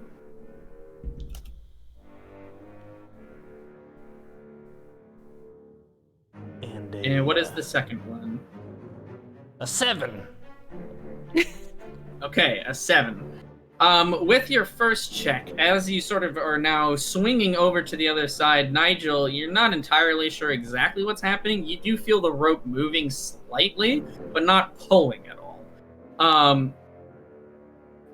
You are able to sort of rappel up, or I don't know if rappel's the right word. I think that's the opposite. You're able to move up the rope as you're swinging over to the other side, which cuts off some of the distance. With your second one, you're now about 5 feet away from the top of the cliff that Mendax is at. Mendax, give me... you don't actually need a strength check on this one. You're okay. The rock and you are able to support this, so it's fine. Nigel! Out. The rocks that you were holding on to give out. Go ahead and give me another dexterity save to see if you can try to find anything else in the wall that you can try to hang on to. 11. 11. Take a look here.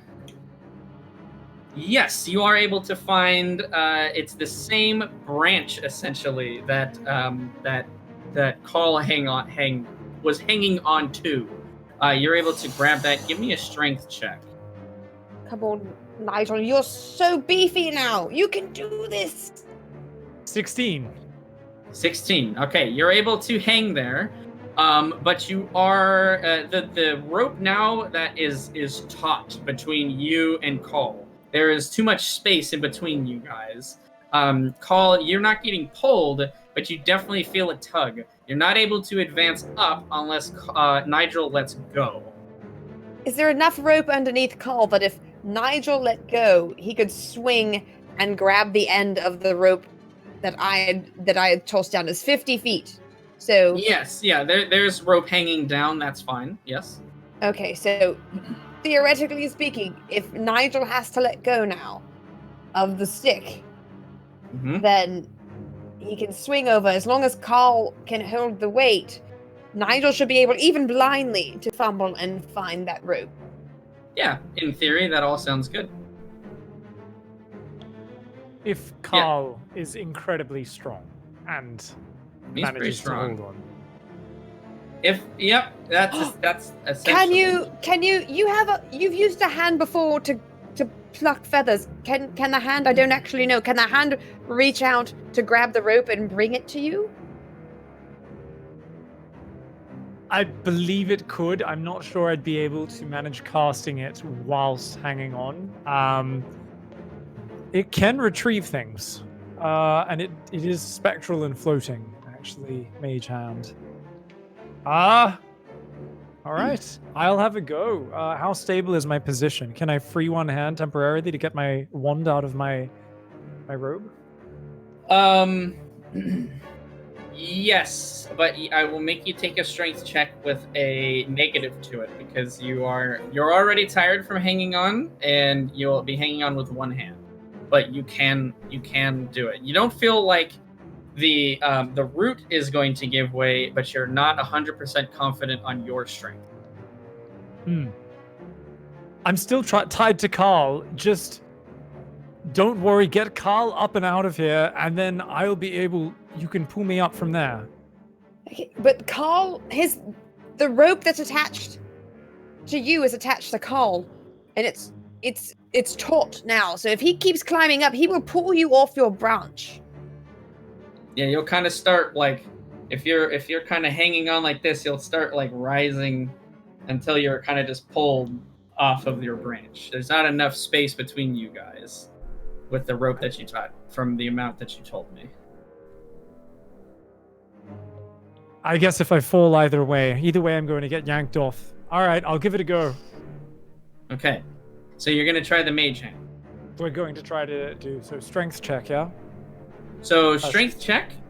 Give me a strength check, and then so long as that succeeds, your mage hand you can cast without any sort of difficulty. That's a 6. Saving throw? Yes, saving throw. +1, 7. Okay. That is, you kind of try to make the movement towards the wand. You do not feel that is solid enough, and you go, nope, never mind. I can't do it. I almost fell. Okay, Carl, listen to me. If you're going to continue to climb up, you are going to have to hold on to Nigel's weight as well. Nigel, it's going to be very scary for you, but you are going to come off that branch. You are coming off that branch, and I need you to keep your wits about you, because the second you hit that wall, there will be a rope there. You'll need to feel out after smashing your face into the stone and find that rope to help bear your weight. Gentlemen, can you do this? I can't see a thing. Can you light a torch or something? Are your hands I can occupied? do that. Mendax? I can light my torch. Yes, I'll light my torch. At this point, it doesn't matter. If the griffin comes, well, I'm still invisible, and 2, maybe she'll pluck you out of the ash. So, 1 problem down. Yes, I light my torch. As I'm yelling these instructions to them, I light my torch. Okay, you light your torch and you hold it over the side so that they can get light. That illuminates the bottom, which is only about 10 feet away from where Nigel is now. Motherfucker! You do see that the bottom is moving. It's a rolling carpet of black. And so you see movement down there. Inspecting it further, you see that there are spiders all scurrying around at the very bottom, now terrified of the light that you have just cast. Oh. Okay, How yeah, are they still alive? Still very scared of falling. Yeah, still probably... God damn it. I thought about asking you to, cast a fireball down there at one point, but then I was like, no, don't be stupid, don't waste movement. Damn. Why did it have to be spiders? Why aren't these spiders dead? I thought when we killed the brood mother, they would all die. Those are questions for another day. Are we still trying the same plan? Is this I can see the Carl other- test I of think- strength? Can I I can drop? see the Wait, other can I birds, drop right? my torch down to the bottom? It should still cast light up, and that way, if they fall, the spiders will hopefully be scared enough away from the torch that they won't fall onto the spiders. Can I try that? You can do whatever you want. Do you say that out loud, Mendax? Yes, I do. Please don't. They're afraid of fire. Spiders are naturally afraid of it, and they may start scurrying up the sides of the walls towards us, and I'm already barely hanging on for my life. I'm sorry. Oh. Fair enough. The Goblin King is laughing at us now. Okay, well then, we're sticking with the original plan, and Carl, come on, Okay. you thick-ass bird, you can do this. It's time to Strength beast check. it up. Strength check for Call. Nigel, you don't need to do anything except for let go. There's no strength or dexterity check you need to do. Your life is in the hands of Call here.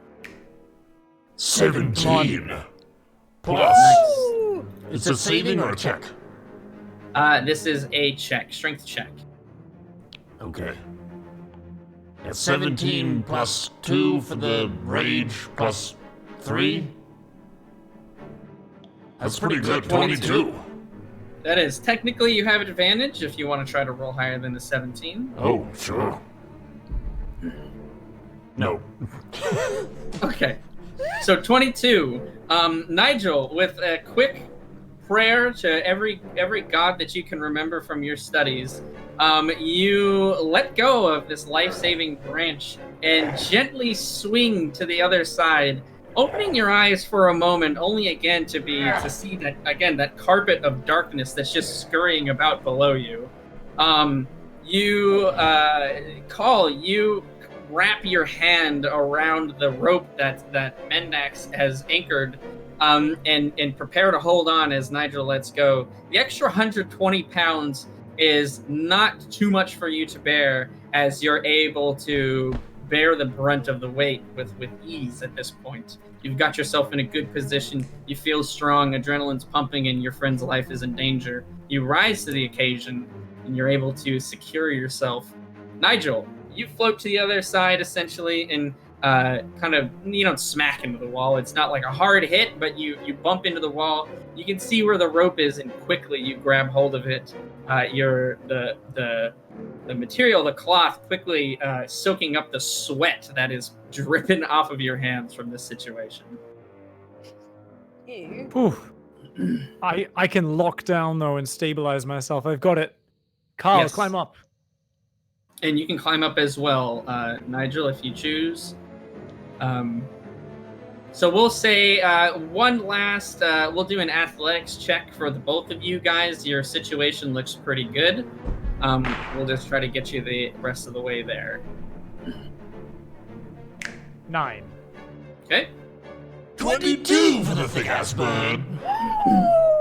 Yeah, Call. You are definitely being careful. You're not trying to do any fancy flourishes, but in perfect form, you do manage to scale up the rest of the way. Mendax is there with an open hand and pulls you out of the crevice. Nigel, you do what you assume is your best to kind of pull yourself up as your eyes are they're not shut, but you're definitely not helping in the situation as much as you could. You don't necessarily feel the rope that's pulling you up, as you think you're kind of just getting yourself up there. But regardless, at the end of the day, you all make it to the other side of this crevice in one piece. Yeah, it was so easy. Good job. I'm going to, trembling, climb out and kick the torch into the bottom of there, because Excuse fuck me, those that spiders. was my torch!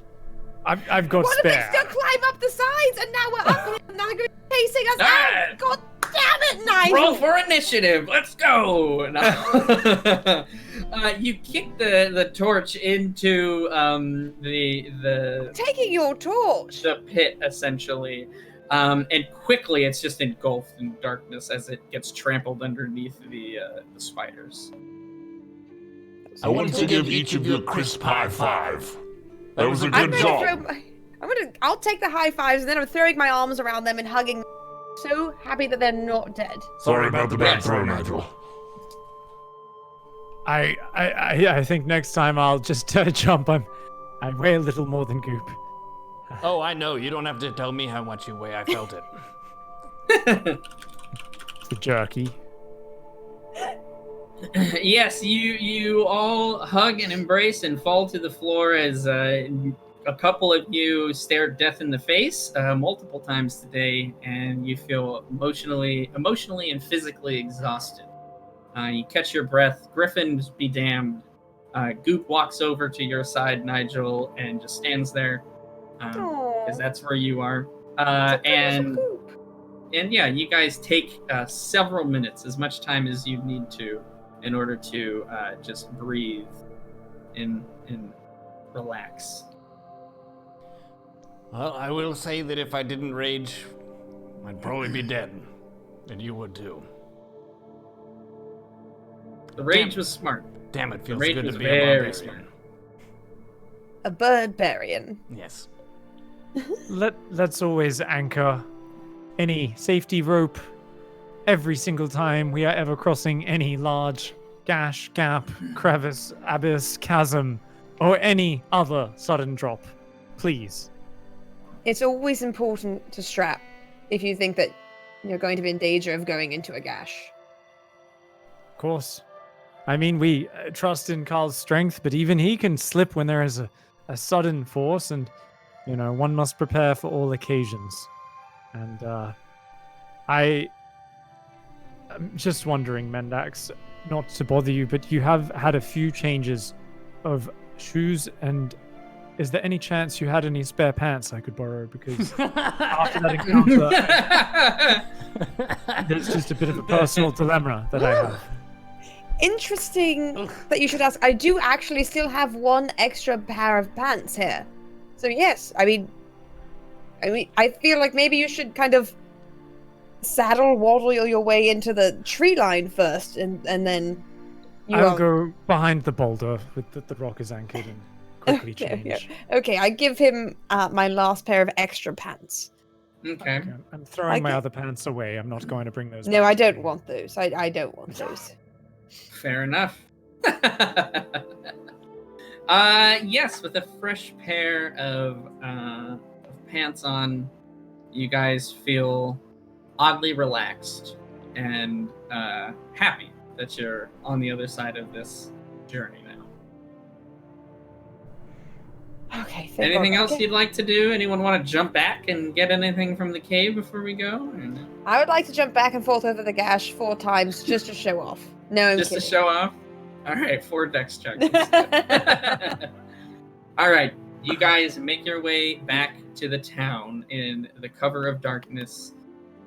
It takes you, I think... we could have some light if somebody hadn't kicked my torch down the gash. I mean, you guys have a lantern and other torches. You didn't just have the one. You have more than one, I'm sure. I'm giving you back my 2 best torches. No, I don't want thank you. to. I'd rather hold this over your head for a bit. Fair enough. Yeah, you guys make it back. Do you want to make... It's about, I believe I said it's a 3 to 4 hour travel. You guys are fairly exhausted. Are you wanting to push yourselves to make it all the way back to town tonight? Or would you prefer to rest in the wilderness? I say town. I want to be back indoors with locks, a bath, very close. I'd like to know that Dick the Butcher is somewhere nearby. It just makes me feel better. Someone should be pounding the meat. Absolutely. The sound of Dick pounding his meat, I think, will lull me to sleep. That butcher is dying. By one regret. I swear to God, I will give my life for Dick the Butcher. Don't you dare! Don't you dare! All right. Yes, you guys can sort of push yourself past the point of, I would say, almost physical exhaustion at this point, and make it back to town if it is that important to you to make it back tonight. You will be extremely tired.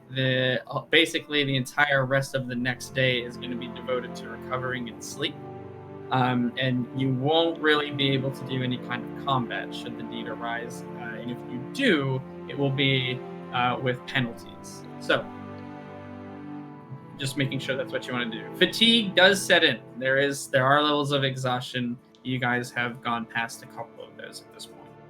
Okay, yeah, I think that's fair, but I would much rather rest in town tonight than in the wilderness. Okay. Nigel and Cole are all down with that plan. I can see why we would want to get back as soon as possible. Makes sense to me. Absolutely. Yes, a slog. It takes you not 4 hours, but 5 hours to get back, just from how slow you guys are moving.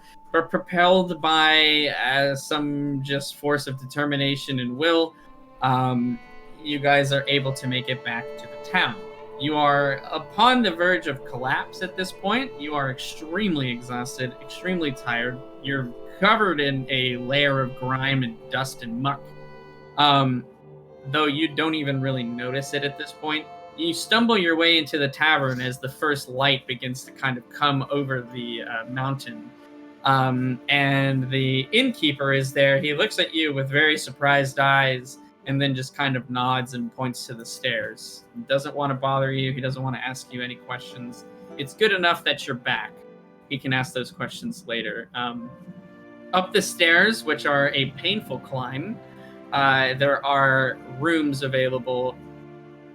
If you, you guys basically just kick open the doors to one of the rooms, all collapsing either on a bed, a floor, or the sofa, and knock out for the night. Or we'll say the day. Fair enough, yes. Dibs on bed. A good 6 a.m. till 6 p.m. the next day. 18 hours sleep sounds good to me. Yep, and that sounds about right. About 5, 6 a.m. to somewhere in the region of 4 to 6 p.m. You guys sleep, and you sleep long and hard. You don't dream of anything. Nothing comes to you in the night. Nothing disturbs you. You guys wake up. You're refreshed in the sense that you don't feel that fatigue, but you ache. Every bone in your body, every muscle you have is just pushed past its limit, and you've just remained still for probably about 12 hours or so. So you're very achy. You're in a lot of pain. But you're awake and you're alive. Carl, does it always so sore as your muscles grow? Yes, Nigel. That is the feeling of victory. Because if you would have died, you would feel nothing. But you have lived, and you hurt in your arms, and your shoulders, and your back, and your bum. This is the way of the warrior. Even as a wizard, your strength will be tested. Does feel quite life-affirming. Yes. We've overcome a great hurdle. I would like to, seeing that he's grown up a little bit, just smack him on the chest a few times in a way to show that I'm proud of him. Nigel, you fall back over, and it takes you a solid 10 minutes to get back up.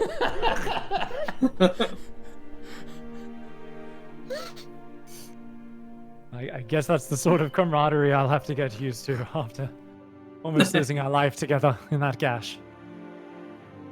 Bros forever Yes. now. Bros forever.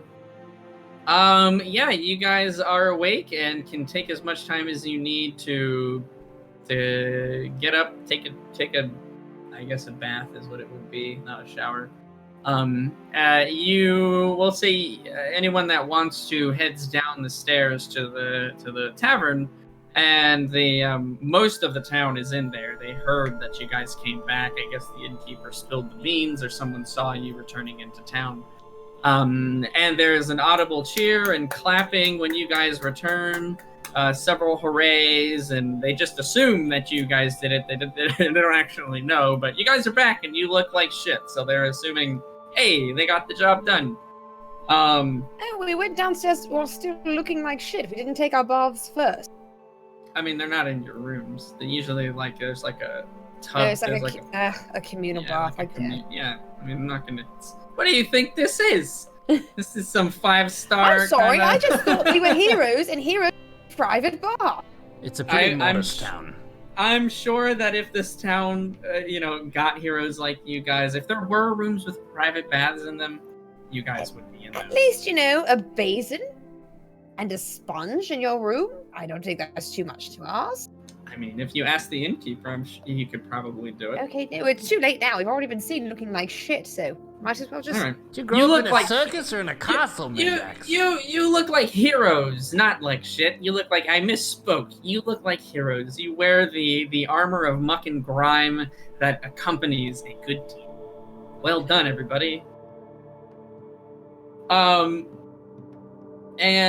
the druid comes up to you three in wiping away a tear.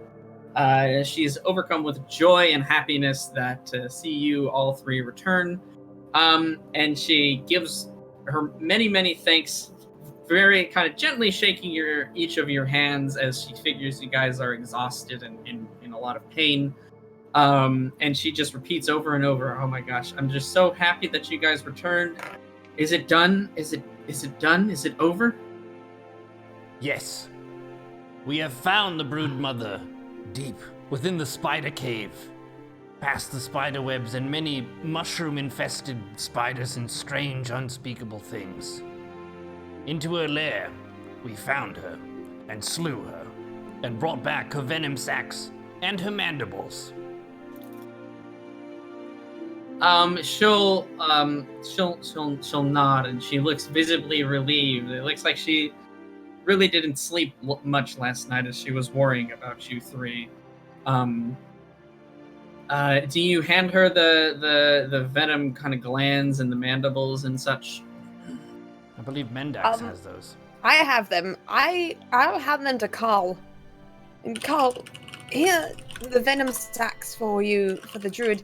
I know that you're very interested in potions and alchemy. It might be nice if it's possible, if you'd be interested in going back with the druid to learn a bit about what she plans on doing with the venom sacks. Sure. Sounds good to me.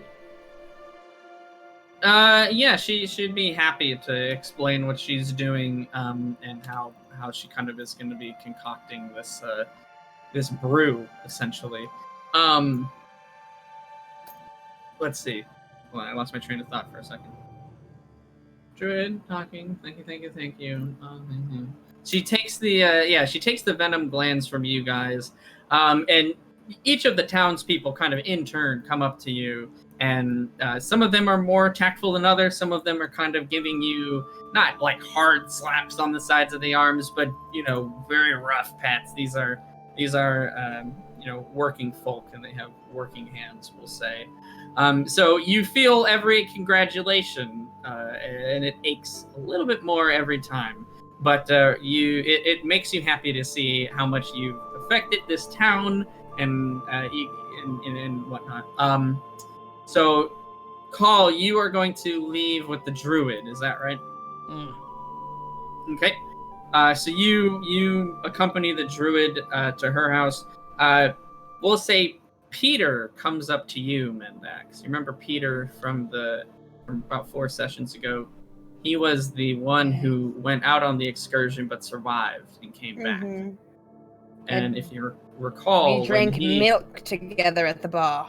Yes, you did. You drink milk together at the bar. He was hoping, or was holding on to hope, that maybe those people that he went out with were alive. And he'll come up to you with like a hopeful look in his eye. So did you find them? Where are they? And he'll look around and kind of like look up at the stairs. Are they upstairs resting? Peter, I don't know how to tell you this, but they all died in that cave, but they died valiantly, and they died bravely, and they died for the most part together. And I think at this point, the most honorable thing we can do is raise a glass to the memory, a glass of ale, to truly, truly honor the sacrifice that they made for this town. They deserve a toast, wouldn't you say, Peter? And you deserve to give it to them and to share it with me. The two of us. You, who went there first, and me, who went there second. Third, fourth, whatever, with my friends. Also, Nigel should get one as well. We should all toast to the memory and sacrifice of your friends. Give me a performance check for those inspiring words. 16 plus 4, that's a 20. Yeah, your words cut deep into the heart of Peter, who was hopeful all to this point, but finally realizes that it was foolish to hope for that, and that you're right. It is the most honorable thing to do, to carry on and live for his companions who passed away.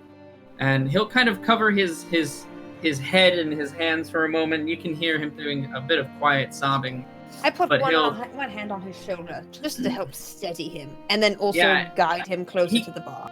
He kind of wipes his nose off in his sleeves and kind of, you're right. I need to live on for them. A glass of milk for everyone. And he'll point to the barkeep, and the barkeep will pull out the jug of milk and start pouring it in glasses for everyone who wants one. Peter, is milk the drink of a warrior?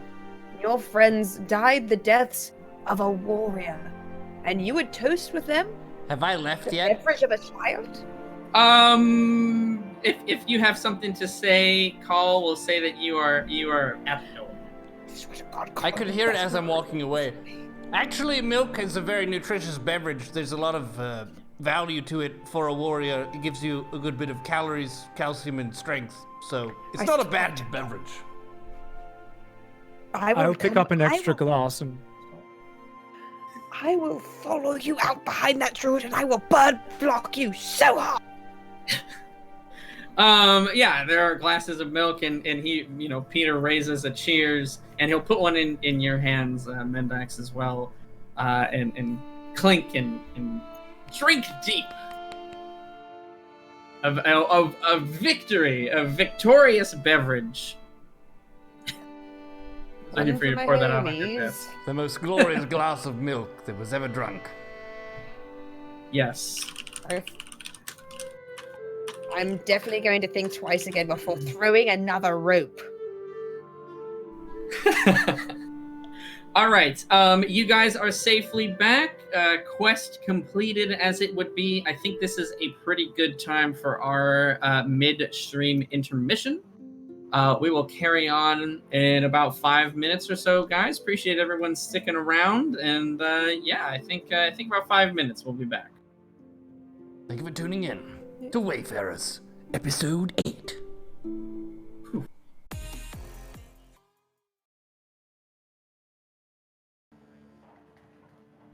And we're back with Wayfarers, Episode 8, The Crushing Chasm. Welcome. We're back in town safely and have been enjoying a nice glass of milk. Yes. Excellent. So yes, Nigel and Mendax, you are currently in the tavern. If you would like to go somewhere else, you can. If you'd like to stay in the tavern, drink, eat, you are quite hungry. I will note that as well. Call, you're pretty hungry as well. You all haven't eaten in probably over about 18 hours now. More than that, probably, actually. So it's kind of gnawing at you a bit. Call. Go ahead, Nigel. Oh, I just wanted to slap Peter on the back and say, Peter, good fellow, I want to propose a special toast to your dwarven comrade. He fought valiantly, but unfortunately he did not have time to share his name before he was taken by the swarm. He'll pause a moment and as manly as possible finish off the glass of milk that he was drinking and kind of slam it down on the table. He was a good dwarf. He's been in this village for years. I'm sorry to see him go. His name was Tormund. Tormund. Tormund. He mentioned to us he had family. We're going to take the sad tidings to them in Tol Karabad. Do you know the name of his family? He mentioned his son. I believe the name was Corabil? Yes. Oh, well, Corabil is his last name. Tormund Corabil. He has only spoken of his son, who I know lives in a dwarf town that's nearby, Karabad. Tol Karabad, that's it. Yes. Yes, his son's name is Tormund too. Tormund Jr., if you will. Good to know. Apologies, I believe I'm cutting out slightly. Oh, no worries. He says that if you can hear me, he says that his son's name, it's the same name as his dad's. So they're both named Tommen. If that came through. I'm not sure if we haven't. Can everyone hear me? It's smooth now. I think it's on my end, unless other people are having the same. Sorry.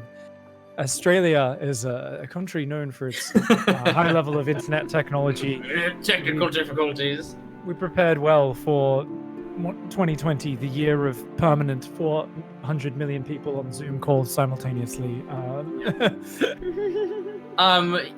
Yeah, so long as I guess someone can hear me. His son's name is Tommen as well. So they're both named the same thing. Tommen Corabil. Excellent. Tormund Corabil. Peter. Never met his son. Never met him.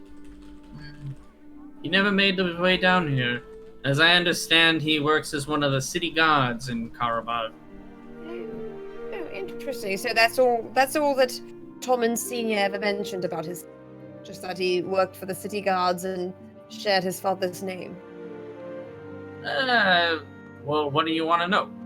I mean, he spoke about him here and there. It wasn't a lot.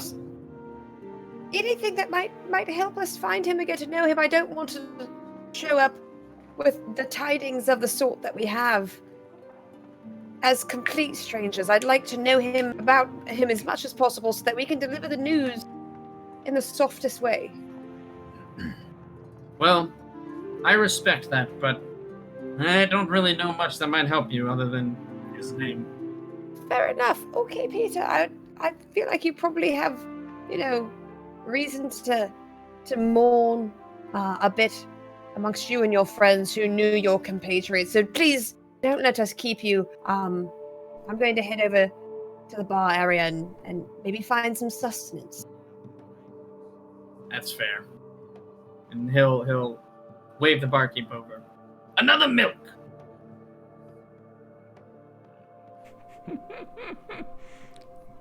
I am heartily going to pursue many meaty, delicious victuals. Sure. Yeah, the tavern will supply their finest dishes, which they're decent, nothing over the top, but it's on the house, of course. Okay, can I flag down the barkeep and ask for an ale? A pitcher of ale and 2 glasses. Well, yes, we don't have fancy glasses, but we've got these mugs. I would love those mugs. I think those are the finest mugs I've seen in town. Well done, barkeep. So yeah, he'll pour both mugs of ale all the way to the top. They're overflowing. He makes sure those fuckers are full and puts them down in front of you and Nigel. Oh wait, I'm sharing one of them with Nigel. Yeah, that's what he said. That's what he thought. I mean, you can take it. Fair enough. No. Give one to Nigel. Of course, give one to Nigel. Okay. I'm eating some of your meaty victuals, though, just so you know. I will share my ale, but I'm getting some meaty victuals. I'm already ordering seconds. Yeah, there's more than enough to go around. I am going to bulk. Who knows? Maybe one day I'll even learn how to use a halberd or a sword like one of you crazy warriors going up you close keep to those eating like that, monsters. though. The next time we have to throw you over a gash, you might fall in. Oh, wait. Too soon. I think that's the last time I let, no matter how strong he is, I don't think I'm going to let anybody toss me anytime soon. I've been tossed enough for one day. Wrong dry, What if he's some would say. incredibly strong and handsome? He would The need to handsome be is immaterial, but it's just, incredibly strong. massively strong. He would need to be, and then maybe, but we would need to be in dire circumstances for me to accept. Yeah, sometimes when you get desperate, I understand. You know what, Nigel? You really did, though. This entire quest, you really did amazing things, and I am very glad that you did not, in fact, fall down and lose yourself at the gash. I appreciate it, Mendax. I thought you were just a good-for-nothing scoundrel when I first met you, but I've come to appreciate your camaraderie. Fair enough. And the pants and shoes that I'm always collecting for you. Those two. I really do owe you one. Or 5. That's okay. I'm sure. I'll find more. There's always more pants to be had. And I cheers, and then I downed my cup of ale. And pour another one from the pitcher. Yep, absolutely. The pitcher will be kept full for you as long as you want to eat and drink there, and the food will be aplenty. They are in your debt, and they want to make sure that you guys know they appreciate it. Yeah, absolutely. Let me know if there's anything else you guys want to do. If not, we'll head over to call Ed the Druid. I would like a bath. Yeah, let me know when you'd like that to be drawn for you, miss. I want to make sure it's nice and hot. Go ahead. You know what? I think I'd just like a bath now. Carl and a druid, I think, probably need a little bit of time to get everything set up, together. So I'll just go ahead. I'll take the rest of this pitcher and the mug, and I'll go take a bath. And then I could saunter over. Or I'll take a bath and then whatever. I'll come back out, get another pitcher. And Nigel, if you wanted to have a bath then. And then we'll both go over to the druid. Unless you want to go over looking the way that you do now. Don't let me stop you. I'm in... As you know, I am even more in need of a wash than you or Carl. I will absolutely bathe at the first opportunity. That's fair. Are there multiple washrooms or just one washroom? I'm not getting in your secondary water. No offense, Nigel, but like you said, you need it more than I do. And I don't want those remnants. Well, I mean, you see, we're not the most lucrative tavern. We only have one, but I could try to fashion like a curtain or something. Put it up in between. No, it's fine. Does the water get changed out in between? You know what? I'll just go take my bath first. Nigel, you enjoy your second helping of meaty victuals, and I'll go take my bath first. Fair enough. All right, now that we got that very important situation figured out. It was incredibly. I'm not sitting in his poop stew.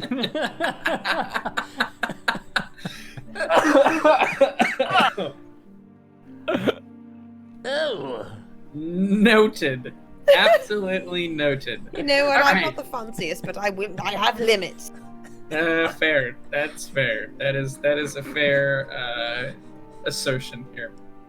Yeah. So within a few minutes, they let you know that the water is ready and good to go, and you can go and take as long as you want. We will head over to Call. Call. It is like I said, you guys woke up at about 5 in the afternoon, so it's not dark by any means. It's not even quite dusk yet, but you know the sun will be going down soon. Sun won't be the only thing. Sorry. Mendax is really rooting for a sex scene here. I guess she is. Does she know who I am? Does she ever talk to I'm me? not rooting for the actual description. I'm rooting way, like the raising of the camera, and then you see like a train going into a tunnel, and then you know what happened. She's looking for some PG-13 camera angles, maybe some making out. Yeah. Exactly. Oh man. My poor NPC characters are all so abused by Mendax. Yeah, she'll welcome you into her home. She'll say, "Oh, here's some breads that I just made today. You must be starving. I don't know if you had a chance to eat yet, but help yourself. Whatever. Are you curious about how I'm going to make this concoction, or what is? Did you need something else?" So, I see you have given us some very great health potions, and you've Yes. also mentioned being able to craft some sort of brew or poison from these glands from the broodmother. Mm-hmm. What might you be able to fashion from this? She'll take well, she has the glands already. She'll take them and she'll kind of lay them out on a table, a work surface that she has, and she'll inspect it. She'll, in order to know for sure, I need to run several tests. I don't know exactly what type of poison the broodmother has, but I know it'll be potent. And she'll get several vials, different liquid kind of mixtures in jars, and she'll drop in the raw venom into several of these, noting down the color, how long it takes. Some of them kind of fizz up a little bit. Some of them don't do anything at all. You can tell that she's just essentially running an assortment, an array of different tests on this this kind of volatile chemical, if you will, trying to understand its properties and how it will interact with other chemicals and mixtures. And after about maybe 2 hours or so of doing that, it takes her quite a while to get through all of the different types. She'll go, I think I could craft for you a paralysis potion. Ooh. That sounds like something that I should not use on myself. No, I wouldn't recommend it. The type of toxin that these, the venom rather, that these spiders had, or at least the broodmother, it seems to be infused with some plant-like properties, this is the first time I've ever seen that before. I don't know that I've seen any creature that does a venom like this. I would like to report an interesting feature of these spiders to you. Oh. They had mushrooms all over them. The broodmother, mushrooms. The smaller ones, mushrooms. The cave, mushrooms. Everywhere. Mushrooms, you say? Yes. What kind of mushrooms? What species? Big ones. Do you know the genus? What's a genus? Are those like genes? The family. Mushrooms have families? I'm sorry. She's trying to think of how to explain it. No, that's okay. And she'll think for a moment. And she'll say, just describe them to me. Well, they're very large. There was a blue one with some veins on it. We hit it, and that woke up the broodmother, and then we fought. So it seems as though this mushroom network was connected to the spiders in some way. Fascinating. And you said that this mushroom, colony? Was it attached somehow? Was there some sort of connection to the spider? You said that they were attached. That's not a natural phenomenon, and I've never heard of a spider species that has such an anomaly. I have never seen anything like it. To be honest, I was rather perturbed and grossed out at the whole thing. I was mainly focused on killing it rather than studying its anatomy. There were also some bony features That makes sense. on the ground, something like rib cages, and one of them grabbed onto me. And I think after we slayed the spider, they relaxed in some way. So they were all connected to the life of this broodmother. Wow. Fascinating. A spider colony that behaves as if they are all interconnected. I don't suppose you have any of these mushrooms, do you? I think we did get some. I believe Mendax has them. I see. Yes. Would you Carl, like I a need to run sample? more tests. Yes, please. I would love a sample. Can you go get them? Yes. I need to get my notes. I need to get and she'll kind of run about her house, knocking some stuff out of the way and grabbing different vials and different sort of alchemical setups, burners, some of her notebooks she kind of puts out onto the table. Yes, quickly. And those mushrooms, I don't know how long they'll retain the constitution after you've cut them. I'm not sure. Can you get them as quick as you can? Very good. I can do that for you. Thank you. Fascinating mushroom. Wow. And she'll just keep kind of mumbling to herself about how crazy this whole thing is. So I'm running back to the inn then. Yes, you go back to the inn, and we'll say at this point, yeah, Mendax, I mean, how long of a bath are you taking? It's been 2 hours. Call's been gone for 2 hours. Have you been taking a bath? I have about another 30 minutes until I... Okay, Call, No, I'm kidding, you I'm enter the kidding, I'm tavern. Hey, I don't know, you can do whatever you want. I Nigel don't is I sneaking up the can't stay in corner, there forever. and he's I like, drink when quickly. is this bath gonna be done? I drink quickly, and I'm not staying in that bath much longer than I have ale, so I was probably in there for a good 45, 50, and Okay. then I came out. Okay, fair enough.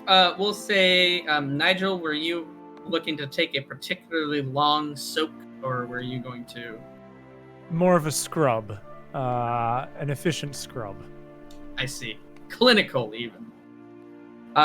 Sure, you both are back at the bar, unless there was somewhere else you wanted to go in the meantime. Call, you enter the tavern, and Mendax and Nigel are sitting off to the side, drinking, having a merry time, and eating some food as well. Some meaty victuals. Some meaty victuals. Mendax. Oh, Carl! How did it go? So it was very good. I was just at the druids. She did a bunch of tests, and it was all fine. And she wanted the mushrooms. So could I please have the mushrooms? Carl, did she want to go and try some of the mushrooms and have a bit of an adventure together, did you? Let me do my strategy, okay? I like to just be kind and upfront and a good Kenku first. Some people, they're all about rushing into things, but I prefer to, respect the druid for her skills. I mean, and that's fair. Obviously, I mean, respect is very important. Are you sure before? I mean, I'll give you the mushrooms, the ones that I have. Maybe Nigel gives you a few of his. Do you think that you might want to bathe or prune a bit before you go back? I suddenly you know- realized how gross I am. I just as a friend, I would just say that might be a good idea. Well, I left the tub up there. It still might be somewhat lukewarm. I wouldn't dather too long. We both scraped a lot of filth off in there, but it'll be enough to get you clean and respectable. Well, just have one glass of ale with us, and I'm sure the barkeeper will put some fresh water in there. It can't take too long. Very good. So they'll clean Okay. out the poop water so I can take a proper bath. You don't want to marinate in the poop stew? No. Not one bit. Well, I can't imagine why not. Okay, Well- fair. While we have the ale, I do just want to say to Carl, you know, you've been a good wingman to me in the past, and you've taught me some things. Obviously, you've been on this earth a bit longer than me. So I have one piece of knowledge about druids, and druids love nature. They love plants and things that grow in the ground. And I have heard that they like going on certain adventures. So just in case it might move things along, here's this package with some special mushrooms in it as well.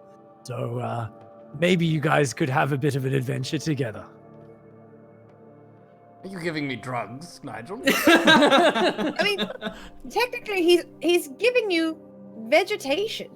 They grow in the ground. There's nothing wrong with them. And druids are totally down with things that grow. It's nature.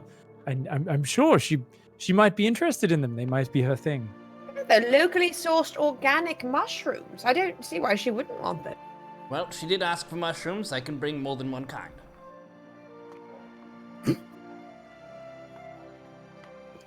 Oh my I could god. Probably bring at least three. I pass you my packet of hallucinogenic mushrooms. Okay.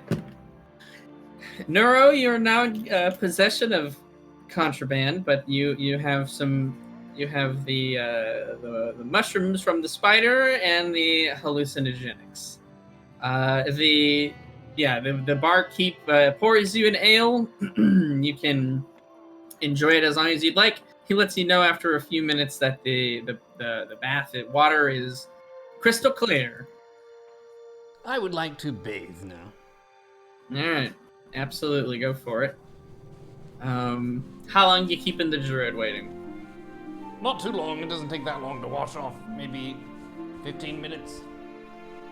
Okay. Did he take his glass of ale in with him? Because if he did not, then I'd like to finish his glass of ale.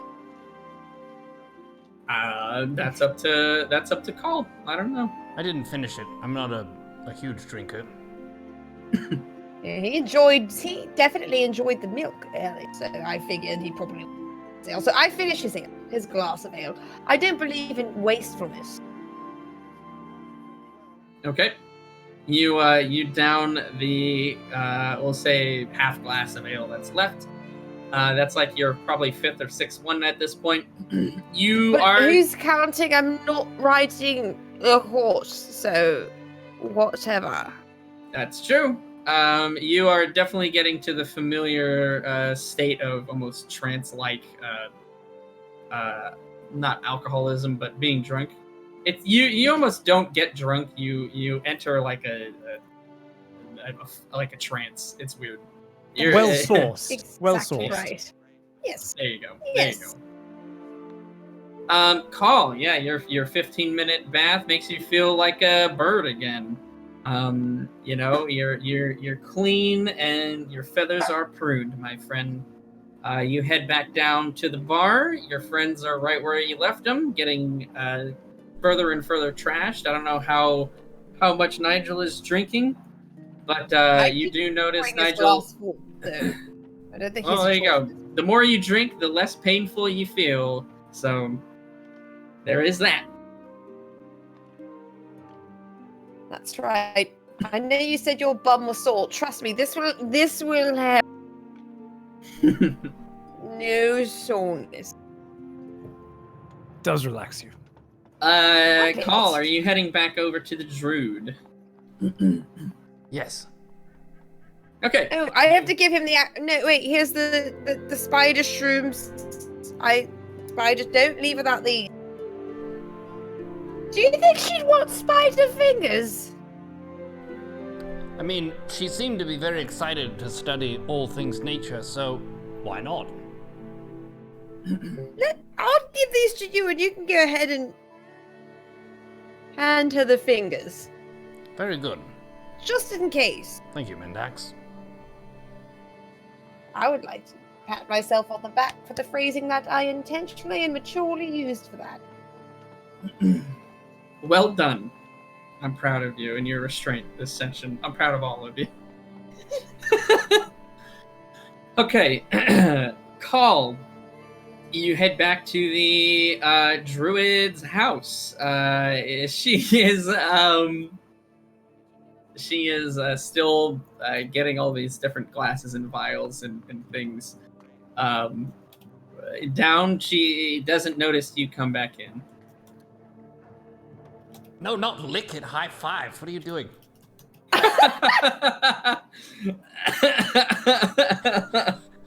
Oh my god. Stop hitting me with that. Oh my god. Oh, it's the fan fiction! It's the fan fiction! Ladies It's and Nice. reality. Ladies and It's gentlemen, canon. Cobra Venom. Bombs and shrooms, let's go. Oh my goodness. It's canon now. Oh god. This is absolutely canon. What has happened?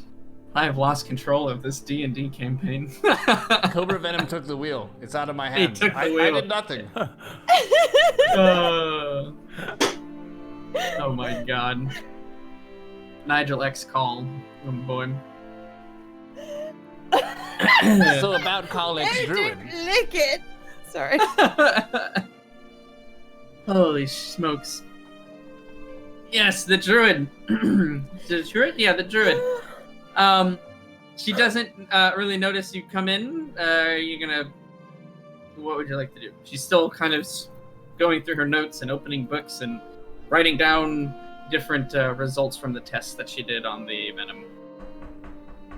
Hello, it's me, Carl again. I have the mushrooms. Oh, call. Yes, come in. Yes, the mushrooms. I'm very interested. So, I have a few things here. The first, Okay. these are the mushrooms from the cave, Oh, yes. the spider mushrooms and whatnot. And then I also have these mushrooms here from our wizard. He didn't know what these were for. He heard that they were questionable in nature. I figured you may be able to know something about them since you know a lot about nature.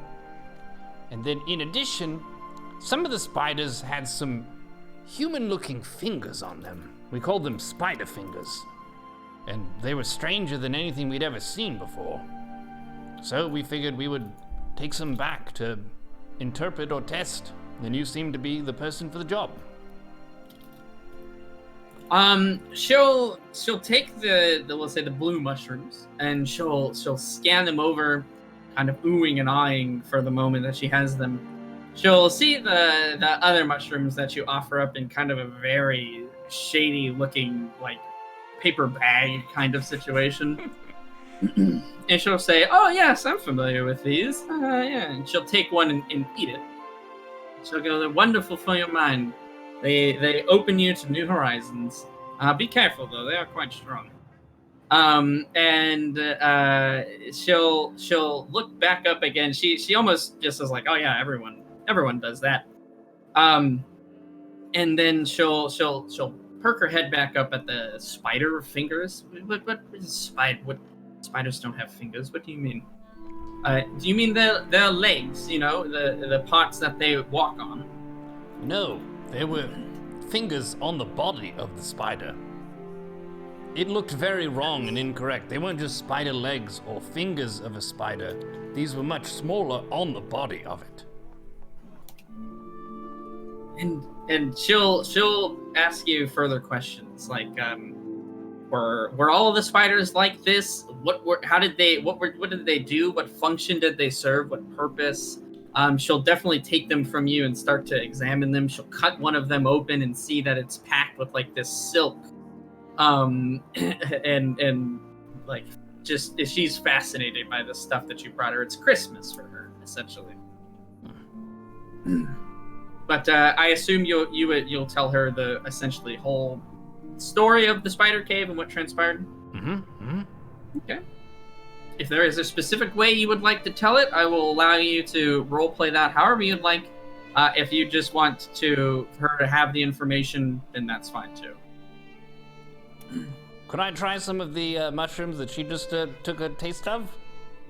Yeah, absolutely. Okay, I would like to take the same amount that she had. Yeah, so you've got like 10 of these. They're small. They have like a glossy sheen to them.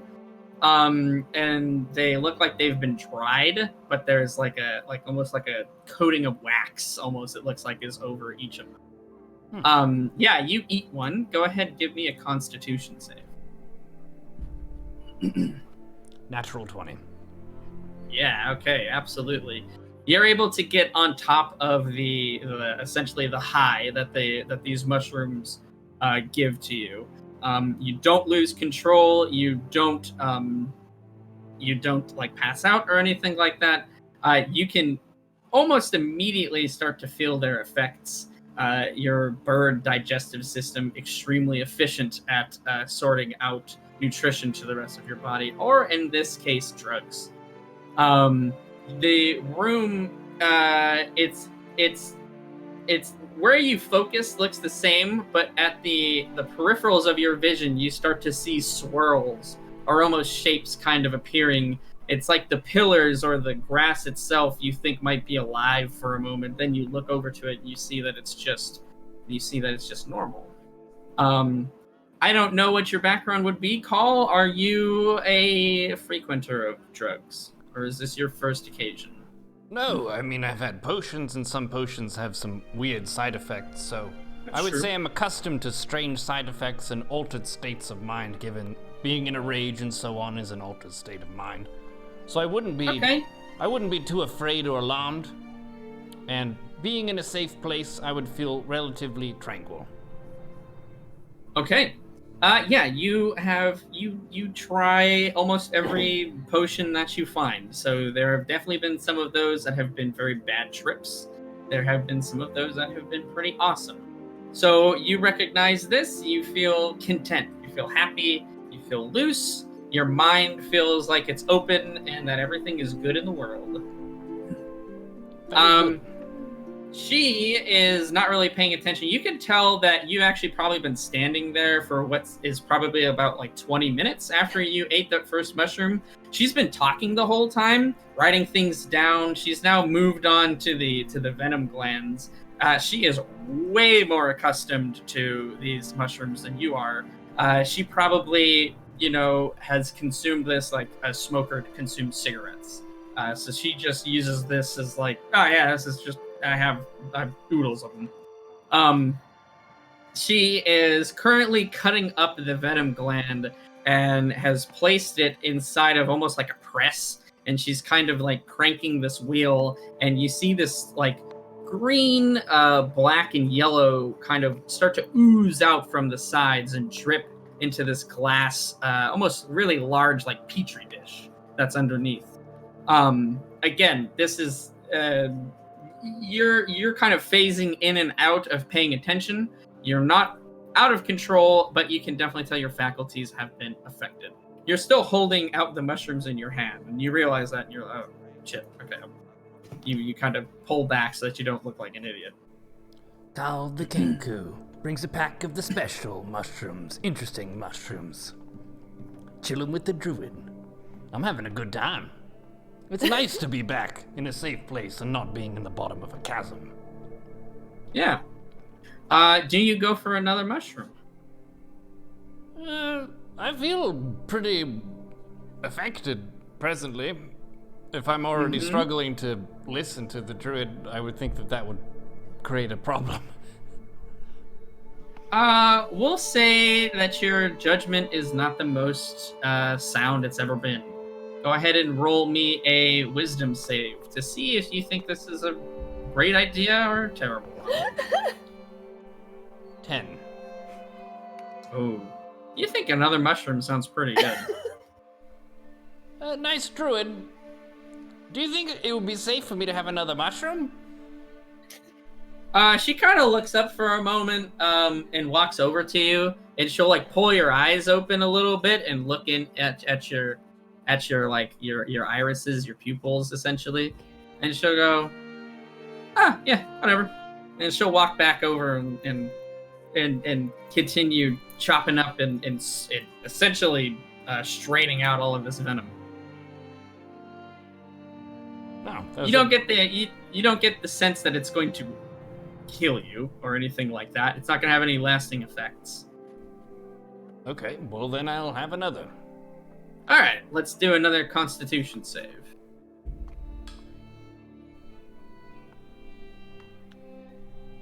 It's gonna be 12. 12.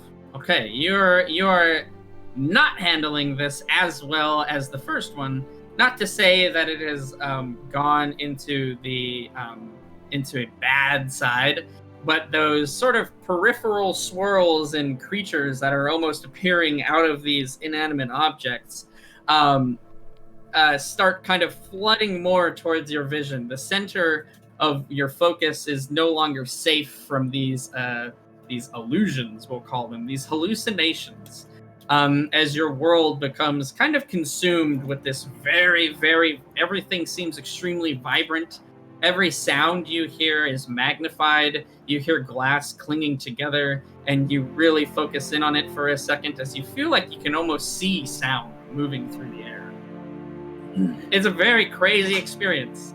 At this point, you do put the mushrooms in like your pocket or your backpack or something like that.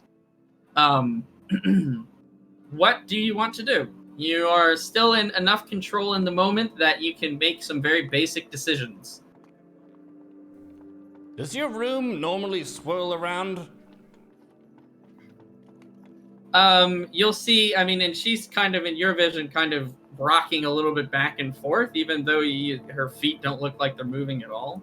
And you can see she's kind of chuckling, and she's explaining, which in your perception is kind of slow and then speeds up at certain parts and then slows down again. That's simply a side effect of the type of mushrooms that you're eating. If this is your first time, it can be kind of extreme. I wouldn't recommend that you take any more of those. Thank you for guiding me. I feel funny, but not bad. Yeah, you are sitting on a chair. You don't quite know when you sat down, but you are now. Whether you were assisted into the chair or not, you can't really tell. Time has passed. Again, you have no idea exactly how long. You do look outside and have a kind of brief moment of awareness, kind of, I guess, a warrior's constant instinct kicking in, that it's pitch black outside again. Wise druid, can I confide something with you? Of course. There was something that I did years ago that had me exiled from my tribe. And I feel a great deal of guilt about it, though I think it was the right thing to do. We were being attacked. We were being overwhelmed. And there was a box of forbidden potions that said do not drink under any circumstances. I broke the rules, and I drank it. And it put something inside of me. I don't know what it is. Maybe it's a demon soul. Maybe it's something else. I believe it's in me now, and I don't really know what to think of it. But I do miss my tribe. She stops and takes note of the sincerity that's in your story and gauges you as a person that does not often open up to other people. She'll kind of nod, and she'll walk over and put a hand on the side of your head, and she'll put another palm kind of over the top, and you feel a warm light kind of spreading over your head, and you go to sleep.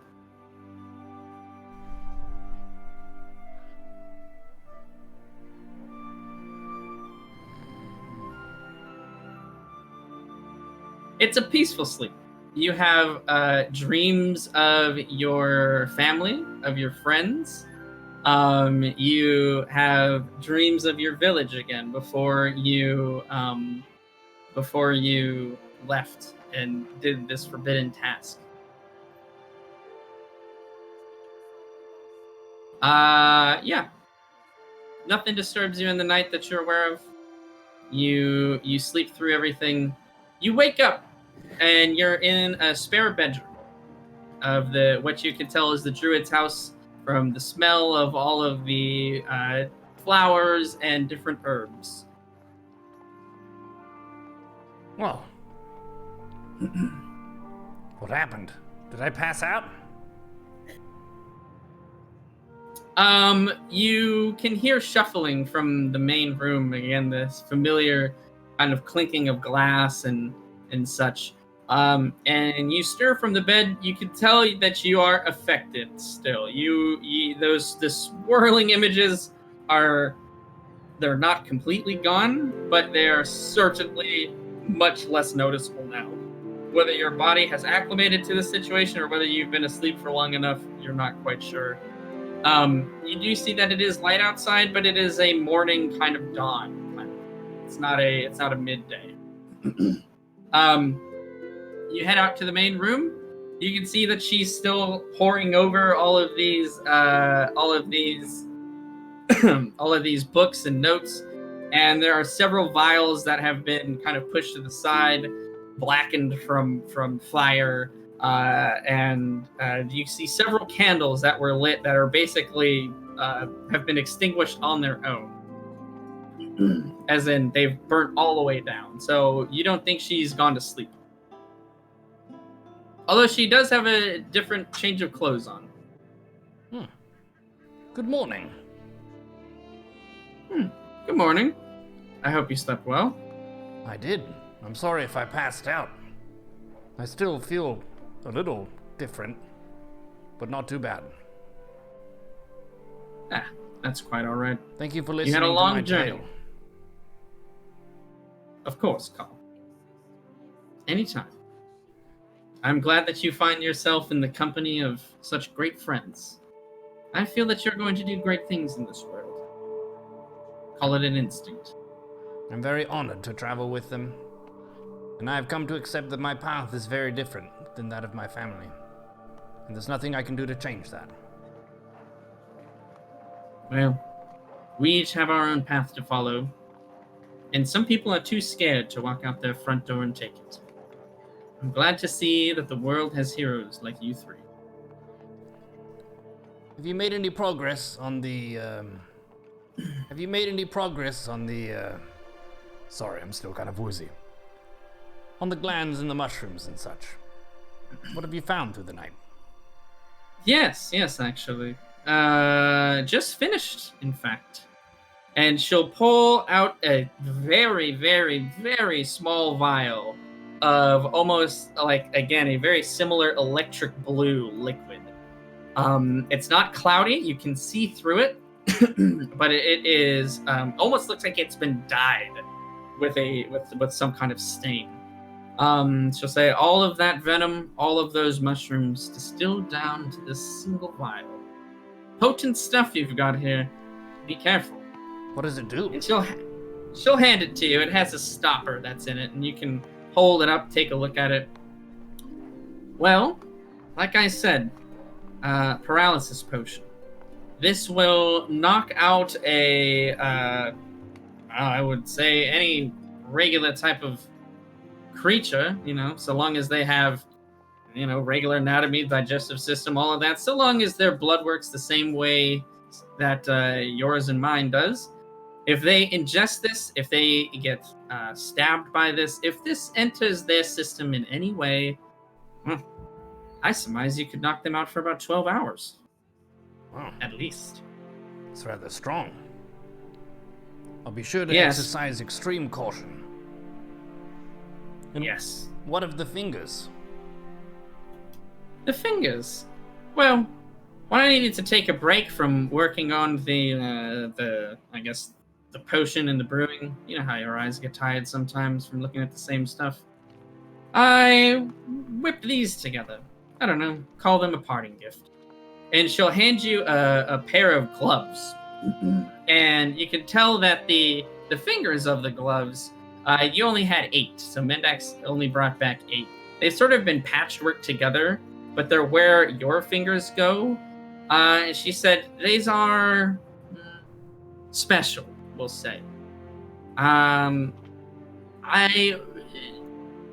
I can't be certain of how effective they are. I've not been, I've not used this type of material before, but with a little finesse there, a little magic here, I have a fashion for you. We'll call them gloves of climbing.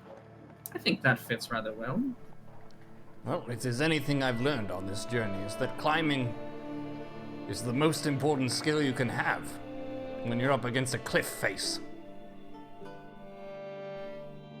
Yes, I would imagine these would come in handy for, handy. Would we making puns? That was well played. Anyways, you get the picture. It's been very pleasant being here. I'm starting to feel a little bit closer to normal now that the other mushrooms have worn off. Yes, be careful with those. I'm not familiar with the, the workings of the Kenku digestive system, but it seemed to affect you profusely. Well, I'm not very seasoned in this kind of activity. I've had a variety of potions, which I enjoy very much, but nothing of this sort. I see. Potions. What is your interest? Do you just have some fascination? Do you aspire to be some kind of alchemist yourself one day? Well, as I can pick up the skills, I have no formal training in this, but of the Kenku I've known and the other people of other kinds, I have an extremely high constitution, which means that even for the more risky, the more dangerous potions, with powerful effects and strong drawbacks, I can withstand them. And I've had a lot of fun having my abilities and my powers enhanced. So I will say, if there's a shot at trying something new, I'm up for it. I like you, Cole. Wait here a moment. Very And good. she'll walk over to her bookshelf and kind of look through the different novels and sort of volumes that are there. And she'll pull one out and, do the whole dust off and, this should work. She'll hand you a book. She said, well, it's not much for entertainment, but it's very solid basics. Read this, master and learn the contents within, and I think this will get you further than, well, a lot of teachers will in this world. But be careful. You say you like to try potions, there are some out there that are nasty. More nasty than the one I just gave you. You need to learn the signs. What harmful ones and what helpful ones. I understand. This is a mighty gift, and one I'm very excited about, actually. Thank you very much. You're welcome, Cole. Well, I do hope you all will stay a bit longer in town, but if you have to go, I do understand. Please send your friends before you leave. I would love to say goodbye to them. I can go fetch them. Oh, are you all leaving today? Well, we should be leaving fairly soon. We've all been wrapped up in this predicament.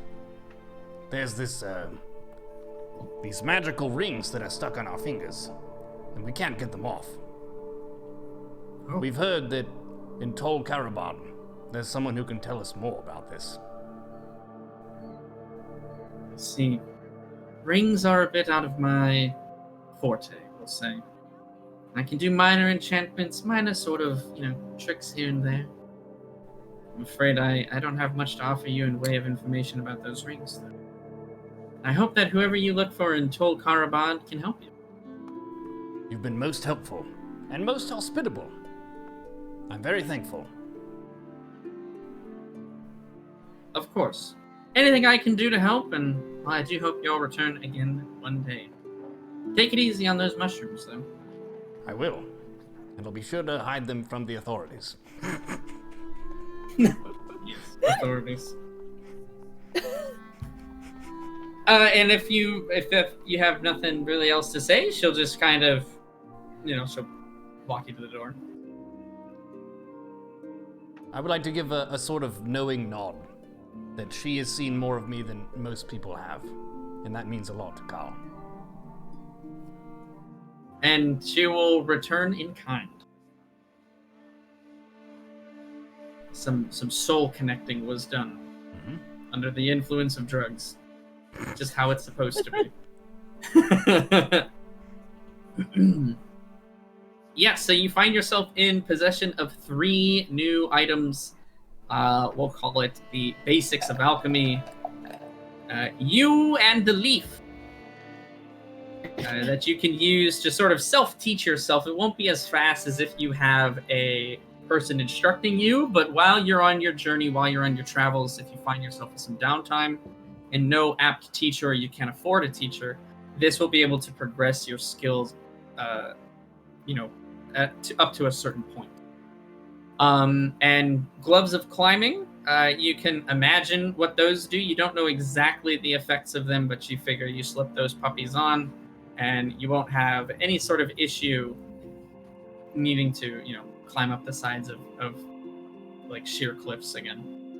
And a potion of paralysis. We'll say potent potion of paralysis.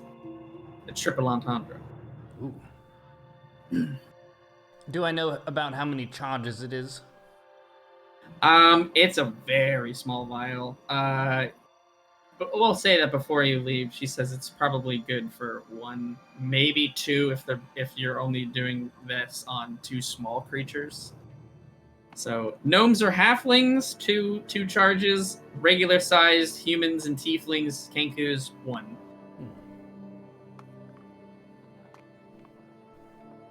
Got a good bit of stuff in this trip. You guys made out pretty well. Yes, we did make out. Except they didn't. Call was asleep. You never know. Ooh. I'm just kidding. It's called consent, DM. Listen, I'm just saying that it's a Schrodinger's box. Mendax can write the fan fiction. Oh, and don't think I won't. So if you have any fan fictions you'd like to write, please go to www.wayfarers.fanfiction.com. We need a fanfiction Wayfarers channel now in Discord. It's not a bad idea. Checking. I don't know. No, unfortunately, the URL's taken, guys. Sorry.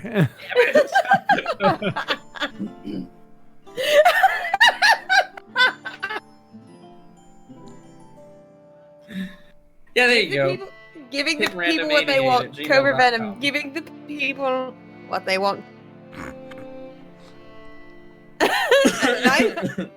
Oh. I think they're much closer now. Playing hard to get. Oh, this way. Flip. Oh my god.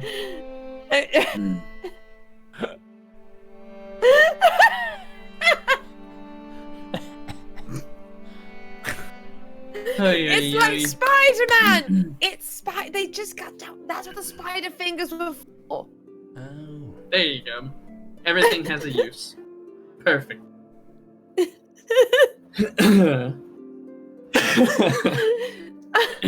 Are you massaging his head?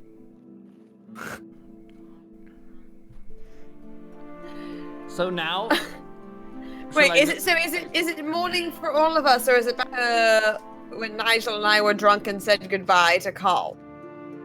No, so it is, I mean, unless there is something you specifically wanted to do, it is pretty late at night. And you are content if you keep going the way that you are, you'll both just pass out at the bar and probably wake up in the morning there. Besides a little bit of light ribbing, and Nax, you should see if Dick's ready to pound his meat. See if we get something tonight. No, we're totally gonna go. We're gonna go see Dick tomorrow. Tomorrow, Dick is on the menu. It's on the schedule. Oh we should stock up. We should stock up. They're gonna We be on the need road. to stock. We need meat in our pocket A lot more meat. before we go. I I'm agree. gonna get big, just like Carl. You know, I'm already Yeah, getting you bigger. are. You've already been bulking up. You look so much bigger than when I first met you, when you were helping me break out of a very unfortunate prison situation, Nigel. You're an excellent wizard. I don't know if I've told, but you're a really good wizard. Thank you. You know, I think Peter was onto something. I think the milk is pretty good. I think it's helping me get Shut your.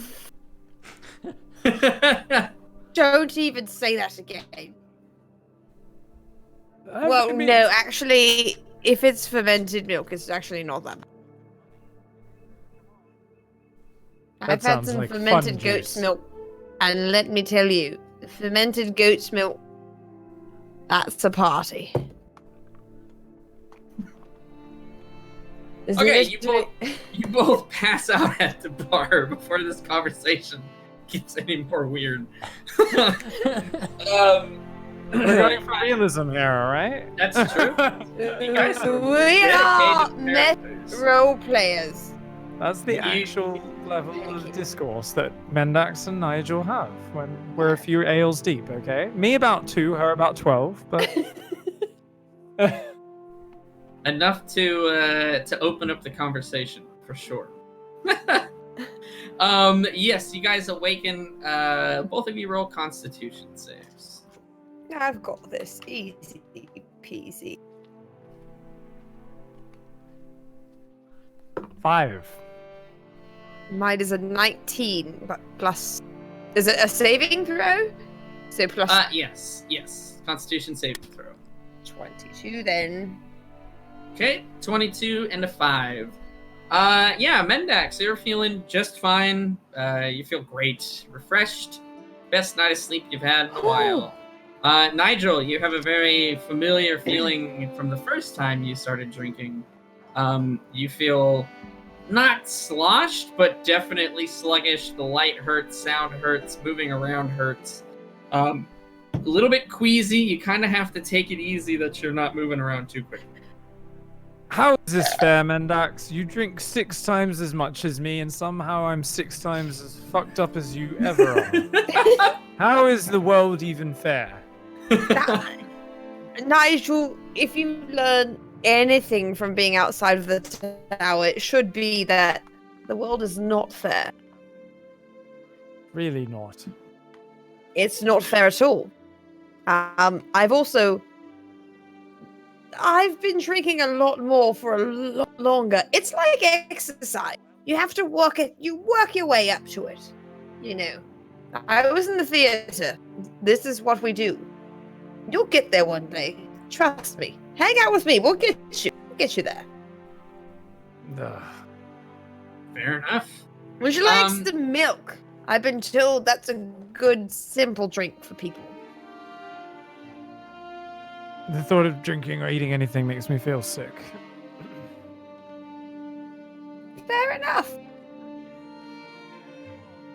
Yeah. Mimosas in this tavern. Do they have what? Mimosas? Yes, a sparkling ale with a nice citrusy beverage on the side. They have one type of ale, and they will put an orange in it if you want. That's about it. I would that sounds quite refreshing. I would like that for my please. Sure. He Yeah, looks for over breakfast? at Nigel and kind of like clinks around another mug. Not sure on what you want to do. Fair Look enough. away, And, Nigel, because I'm very much going to enjoy it. So yeah, he'll put the mug back down in a way and just get you some water. And Mendex, he'll get you an ale and a couple orange slices in there for you if you want some kind of fancy tiefling drink. He's all fine with it, whatever.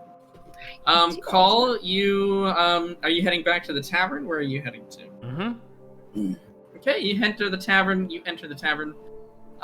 And you can tell Nigel's been drinking and feels like shit. And you can tell that Mendex has been drinking and feels fine. Good morning, comrades. How are you doing? Oh, Carl. I'm quite well. Nigel he's felt better, but you know what? Nigel battled the ale last night. He battled his mugs, and he's come out alive and a victor. So he had a warrior's drink, and he'll be fine in just a moment. But more importantly, sun's up, but now Carl's back. How was your visit with the druid? It was amazing. If I were to describe it to you, you wouldn't believe me. Shut up. It was intense. I knew it. I knew it. I go to high five Nigel. Nigel! Up top. High five. You nailed it. Also, I have some things, some gifts. You know I those bet spider you do. fingers? You know the spider Ooh, fingers? yes. Mhm. She was able to fashion them into some climbing gloves. They have the magical power of helping you not fall into a chasm. Oh, well, there's two of you that have an exceptional difficulty with that. Hey, we made it out. Didn't we? You absolutely did. Yes. But it did require some extra climbing. Whatever it takes. We made it out, but now it should be easier for us next time. In Agreed. addition, the venom sacs of the broodmother were able to be distilled into a paralysis potion. Just this small blue vial here. And I'll hold it out in front of them. Ooh. This can paralyze a person for half a day. In addition, if it's a half-sized person, it could paralyze them for a full day, or you could paralyze two half-sized people for half a day. Yep. Interesting. Oh, I can't wait to watch that one. I mean, it's kind of weird, but yeah, that could be amazing. Also, Paralyze anyone. So, like, a guard in front of a, I don't know, vault full of jewels or something. Spitballing here off the top of my head. it would work. Knock them out for 12 hours. That does sound illegal, but it would work. Probably. Also, Interesting. Okay. I have a very intense love of potions, and she gifted me this beginner's guide to alchemy. So I'll be able to study some of the fundamentals of how to craft my own potions. See, that is perfect. You love potions. That's excellent for you. You must have had quite the night for her to bestow such gifts upon you, Carl. Mm-hmm. And I'd like to, friendly, nudge him in the shoulder with my fist, haha. Secret knowledge, making eye contact. We're not saying it out loud, but We did have a very deep connection, more so than I do with most people. She knows more of my story now. Basically, about the same as you two do, of why I was cast out of my tribe. Oh my. So this is a real connection then. Mm-hmm. What's her name?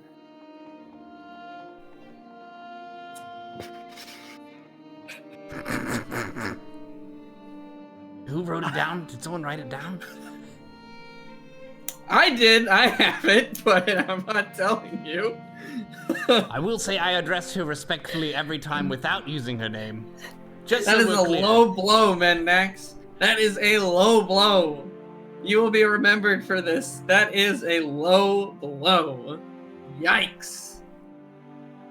I believe her name was Elf Druid. Oh no, Elf. I don't think Elf's her name. Sorry.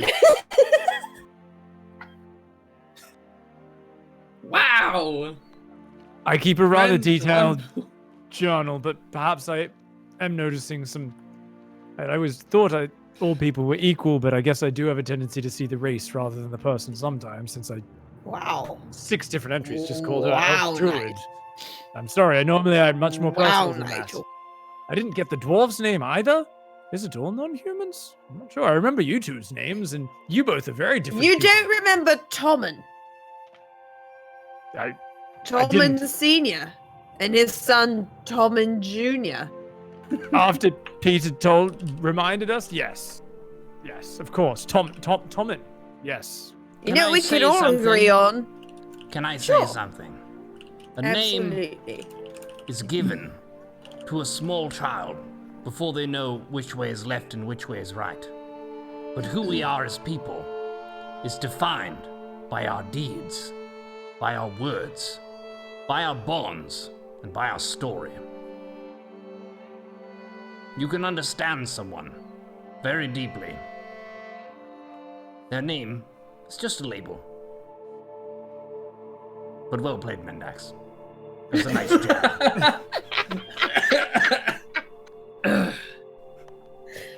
That's very true. And if I'm being completely honest, I don't remember her name either.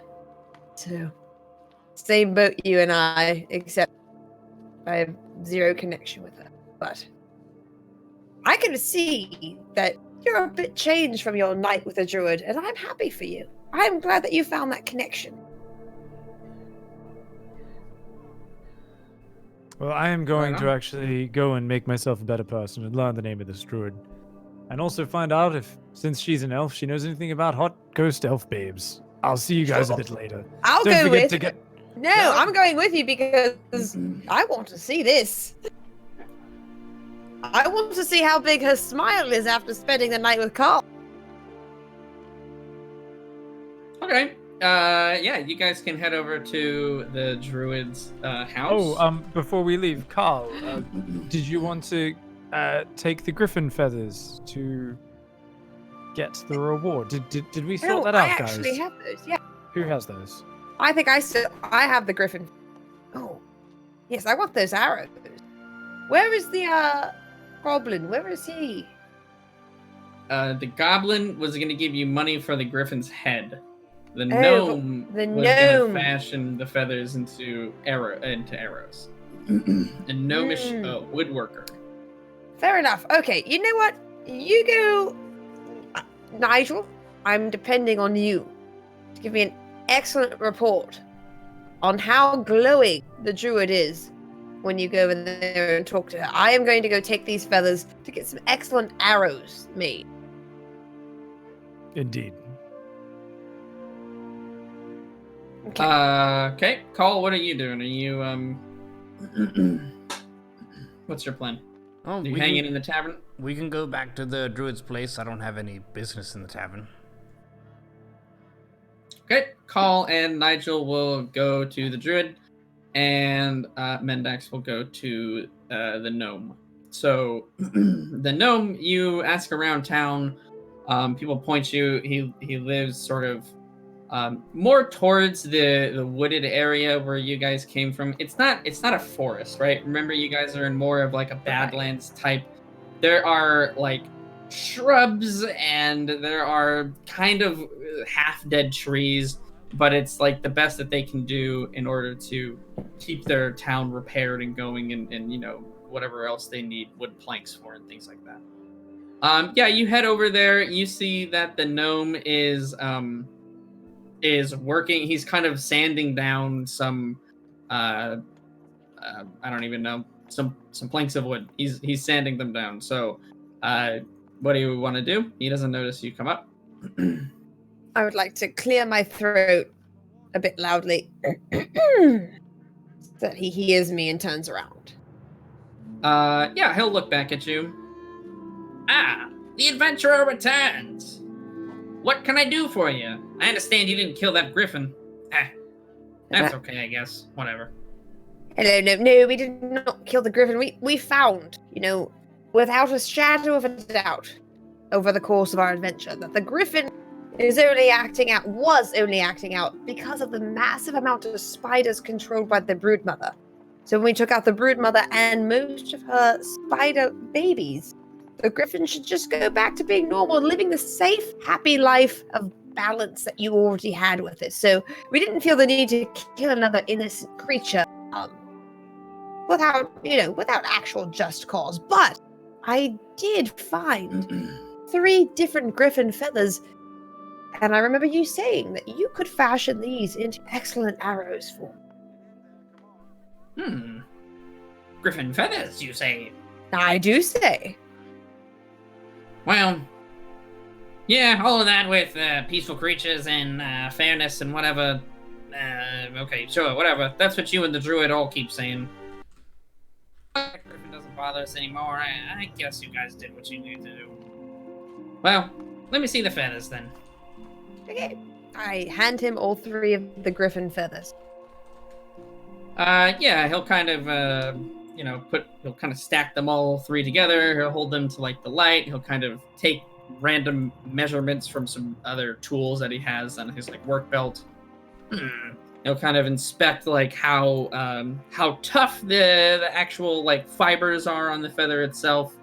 You see he kind of, bites down on one of the ends of it to gauge, what the, I don't know, density something. He does it for some reason. Maybe he has no idea what he's doing and he just wants to pretend he looks like it. You go, yeah. I mean, I could fashion you some feathers, what you want, arrows, right? I can make these into some arrows. I guess it's the least I could do for, saving our town and whatnot, risking your necks. Almost dying multiple times. Yeah. That whole thing. Yeah, that's what I'm saying. Water under the bridge, really. So, you want, 3 pretty good arrows or, 1 really good arrow? What's the difference between a really good arrow and a pretty good arrow? Well, the really good arrow, I use all 3 of these feathers and put it onto the arrow. Okay, you know how the arrow, right? Look at the arrows you got. They got the 3 feathers that come off of it, right? Make it fly straight. Mm-hmm. Yeah, Griffin Feathers, they got this, I don't know if it's magic or if it's just some, I don't know what the hell it is. Anyways, they fly real damn good through the air. Even just having 1 of them on your arrow can increase the accuracy of that arrow by quite a bit, as I understand. I mean, I'm no archer myself, keep in mind, but I've seen a couple of shots every now and again. But I figure I put 3 of these bad boys on one of them, and All right. Well, I think I'll just go ahead and go with 1 awesome arrow. I would like to, while I'm speaking with him, or while he's talking and explaining things to me, I would like to give him a very thorough once-over, subtly, to see if there's perhaps anything on his person that I might find valuable. Sure. I mean, he's got various tools. You don't really know the value. You know that some specialist tools can be worth quite a sum of money. But in this instance, you don't know if they're cheap and terrible. They're not encrusted with gems, if that's what you're looking for. No rings, no necklace, no exceptionally well-made shoes. No, he has a simple copper ring on one of his fingers, and that's pretty much it. This is not a rich town. It's a steal from people, if that's what you're looking for. First of all, again, domestic foraging, DM. Yeah. Thank Foraging you. domestically. Sure. Okay, then I'll go ahead and just say, yeah, you know what? Let's give me the 1 super arrow. The 1 super arrow would be perfect. All right. Come back tomorrow. I'll have it done for you then. Okay, tomorrow. Excellent. I can do that. Thank you so much. I shall be back tomorrow.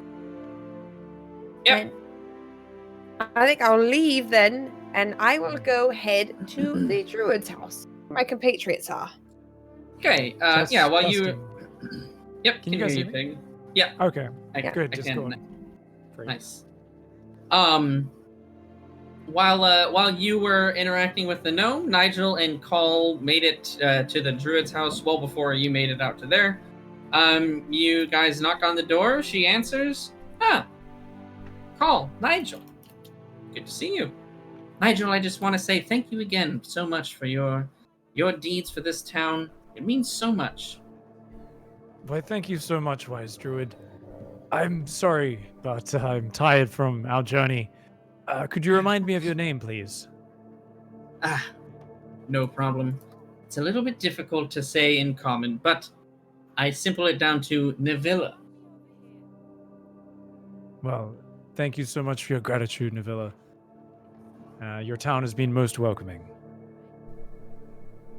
We are simple people, but we are hospitable, and we try to welcome in those who need some rest, especially those who have done so much for us. So I was hoping to Please. consult you and ask, you have some knowledge of magic in nature, and on the Bit. road from Lakewood to here, I had a very bewildering experience, and I've read many books on all sorts of different magical phenomena, but I've never read anything quite so strange before. I was on watch one night in the forest, and I saw a light, and I followed it, and I can only describe it as a very attractive specter of a ghost, an elven female, seemed to lure me and almost charm me. I remember being in an altered state of some sort, and she handed me this mirror. I was wondering, I can't seem to figure out what sort of magical properties it has. It is a mystery to me. And then the spirit disappeared. Do you have any idea? Have you heard stories in this area of this same experience? You were seduced by an elf ghost. Yep, totally got it. No problem. Yeah. I mean, I myself, I'm not overly familiar with specters and wraiths. I do know normally they are malevolent, as opposed to ones to give gifts. She'll take the mirror from you and kind of look at it. Mirror, it looks like a normal mirror to me. It doesn't show my reflection at all. Does it show you your reflection? Oh, yeah. And she'll kind of turn so that, oh yeah, look at that. You guys aren't in it. Haha. I thought maybe you just had too many of those mushrooms that Call had the other day and hallucinated the whole thing. Guess somehow you came into possession of this mirror. Yep. Her reflection is in it. Yours and Call's is not. The mystery continues. Do you think there's Mendax something also wrong with us, shows Nigel? a reflection. I haven't noticed any vampire bites. The only stories I've heard of creatures with no reflection is vampires. But I guess there are some tales of things from other levels of being, other levels of reality, but it's far beyond my scope of understanding, and I really don't understand what the deal is with this mirror. I think we just need to keep searching out people with greater knowledge of the magic and the arcane, and especially of specters and succubi, and potentially someone may know something. Well, best of luck. Sounds all rather curious, but seems like curious things happen to you and your friends all the time. Here you go. And she'll hand the mirror back to you. It's very pretty. Thank you for taking a look. Yes, of course. Sorry I can't be of more help. It doesn't have to do with, well, you know. Indeed. Well, thank you very much for your hospitality. And for now, we must stock up on more provisions before the long road to Tol Karabad. Absolutely. Let me know if there's anything I can do to help you further. Thank you very much, Navilla. Of course, Call. Good to see you again. Hope you stop in before you leave for good. Yeah, she'll... If you need something else, she's more than happy to help you, but she'll go back to whatever she was doing. She did look kind of tired, as you imagine she didn't sleep last night to kind of work through all of the notes and mysteries and things like that. And she might be heading to sleep. Yes, well, you know, if I want to continue this new road I have to being a more durable wizard and getting a little bit more bulked, I think I definitely need some protein for the road. So, Sure. shall we go and stock up on some meat, fam? That sounds prudent, especially if we run into a griffin again, who's in a bad mood. Okay. Yeah, Mendax will say that you make your way, you're heading over to the druid's house, but you see that Nigel and Call are walking towards the butcher's shop. If you would like to go after them. Oh, yes, I'm joining with them. We're going to go to the butcher. Okay. Oh, Call Nigel. And then I run up. How was the druids? Her name is Navilla. Navilla. That's right. That is right. Navilla. Absolutely. It's a beautiful name for a beautiful druid. She didn't quite know what to make of the mirror. She showed up in it as well, so both you and Navilla were visible in its reflection. However, Nigel and myself were not. Do you think it only likes women? I'm not sure. That would be a common thread between the two of you. However, both Nigel and myself have had a hot elf ghost babe experience. That's true, and I've not had a hot elf ghost babe experience. Yes, I mean, other than on stage in Forest Fantasy 7. yes. We should test it one more time and see if it's dick compatible, since we're heading that way anyway. Oh, can we please show it to Dick? Let's see if he has a reflection. We should whip it out when we can see him. Very good. It's always good to be thorough with your testing. Yeah, Absolutely. you guys walk into Richard's meat shop, and yeah, he's behind the counter. He has a like a large flank from a cow, and he's just slamming it onto the wooden table over and over. Oh, it's a good workout time today! Oh, Dick, you are seriously beating that meat, aren't you? Every day at 2 o'clock, like I said the first time. Twice a day, that's right. Oh yeah. Dick. So what can I do for you today? Well, sir, we ate all the meat that you gave us last time. We used some of it as bait for the griffin, and it worked out nicely. And I wanted to pass along the compliments from the griffin about the quality of your meat. Oh yeah! My meat is the best meat.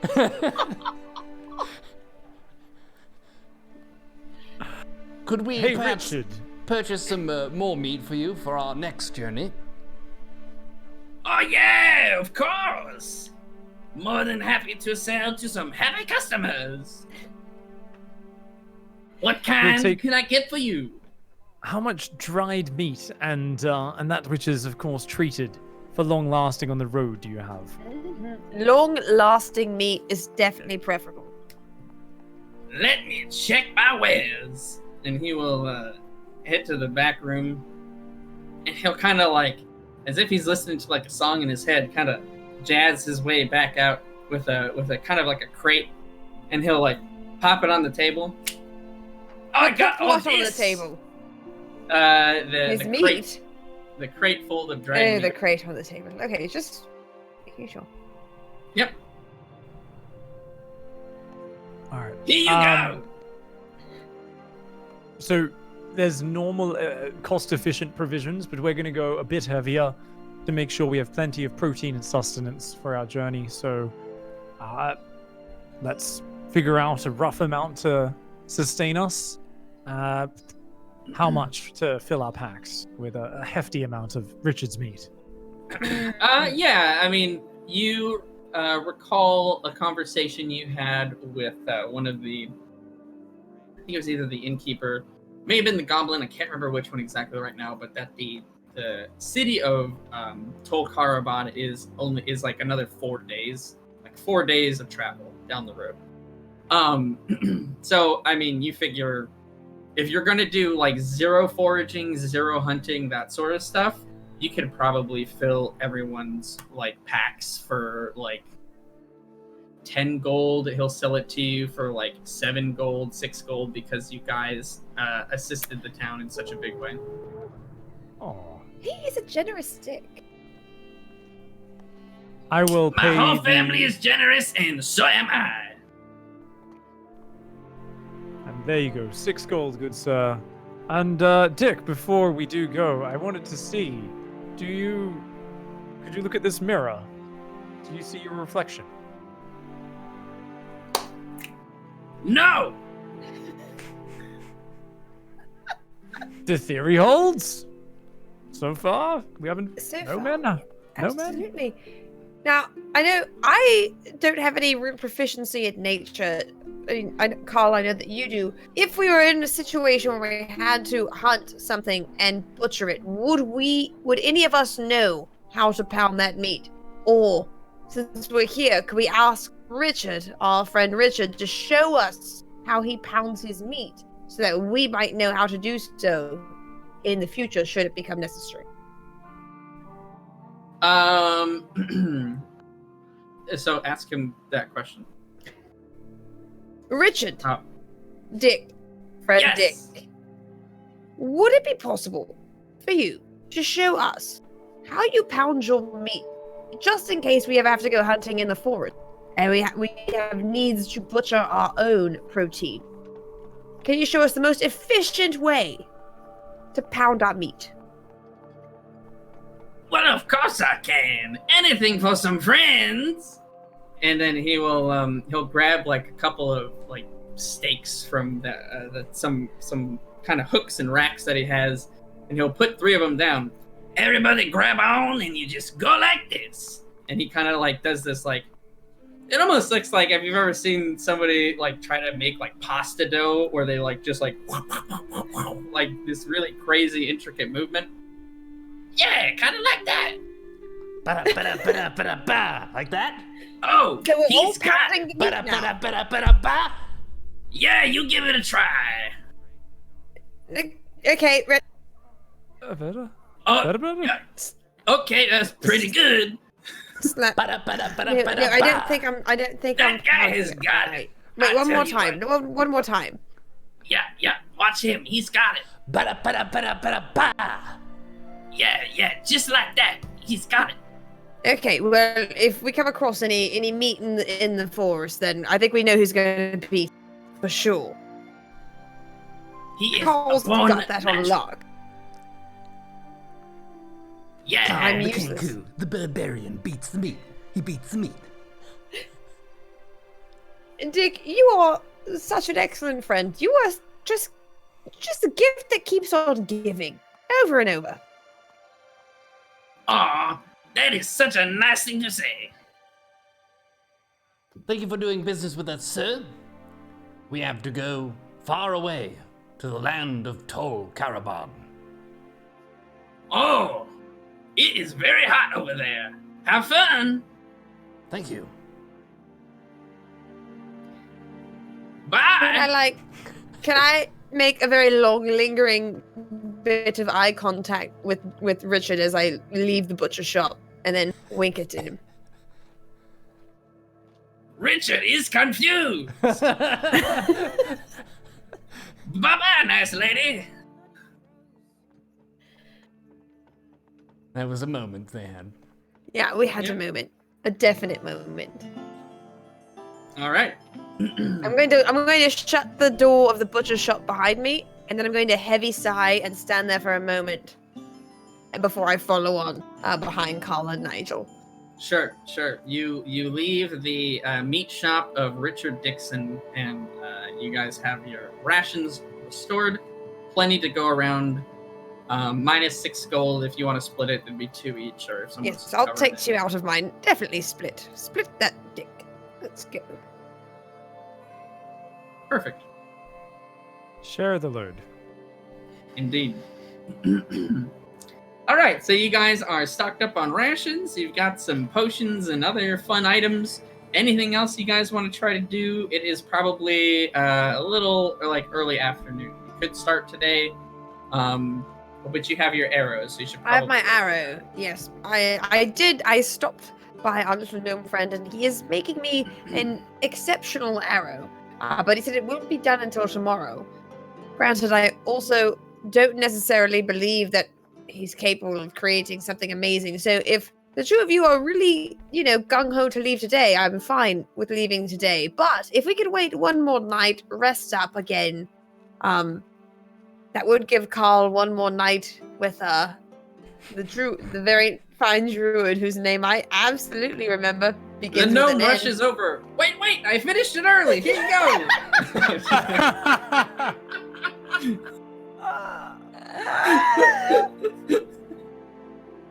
Bye. It's a very industrious gnome, that one. He can really get an arrow together at a pinch. Oh my god. Okay, well, I mean, I have nothing else to stay in town for. Let's hit the road. I would like to, since we're not visiting the druid again, just drop off a piece of paper, maybe a blank page from the alchemy intro book that has nothing on it.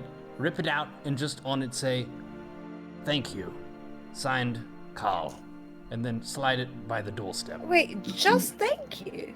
Yes, Carl, you can do better than that. I'm not a romantic. I'm a kenku. Of course you're... just because you're a Kenku doesn't mean you can't be romantic. You shared a connection with her. You should draw like a beak on it or something, King. Yes, Carl. like draw a very large beak. And say thank you, and then I don't know. I think press it's your perfect. leave a feather, like an extra feather with Actually, it. never mind. I say that one. That one's good. You think I should leave a feather? Yeah, say thank you. Draw a very large beak, a generous beak. Leave a feather with it, and we'll slide it under the door. I don't know if she wants a picture of my beak. I want a picture of your beak. What's wrong with your beak? Druids love pictures, unsolicited pictures of beaks. The bigger the better. I like the feather idea.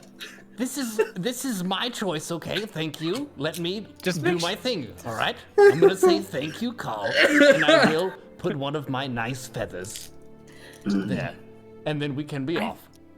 It's think a that's very beautiful. it's a very thoughtful letter. That's very It's a thoughtful. very thoughtful thing. I mean, honestly, it is your choice. I am pro beak, pro beak pick. Carl, you wrap a you get some parchment. You write your note. You kind of wrap one of your nice feathers in there, and you tie it up with a bit of twine, we'll say, and kind of pass it under the door as you guys head out of the town.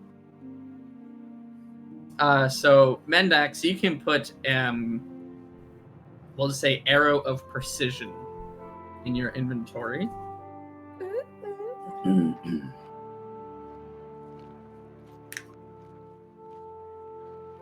And unless anyone has anything else, you guys are heading out of the town? I have nothing else. I don't believe. I mean, I bathed, cleaned, had my air. Okay. Yeah, I'm good. The whatever townspeople are there kind of crowd around, wave you guys off, say thank you again. You receive some very small, fruits maybe, or here's an apple. It's kind of their way of I don't have much, but here you go. Thanks so much for saving our lives. Very sweet. And you walk down the path, and you make it. I don't know, maybe walking for 10 or 15 minutes, and in a very cinematic fashion, you see in the distance the griffin flying overhead. With a very pleasant kind of, I would say screech, I guess. That's the best word I got for it. almost as a thank you, and go past into the mountains and the clouds. Perfect. And I think I'll we'll be go honest. ahead. For a second, I thought he was going to swoop down and try to fucking eat us. Oh shit! Thought things were going to escalate very quickly. The Griffin's back. No, you are set. You are safe, and you get the feeling that it's all is well in the village of Indra, thanks to the 3 wayfarers who have traveled through. And I think this is a perfect segue for the end of this episode.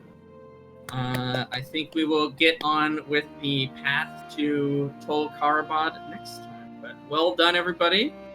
Some very unexpected troubles with leaving that cave that I did not foresee. That Nigel. Toss that Nigel. You've instilled a phobia of heights in Nigel as the world has never seen before. You've got some really nice gear, and you're all packed up and ready to go on your trip.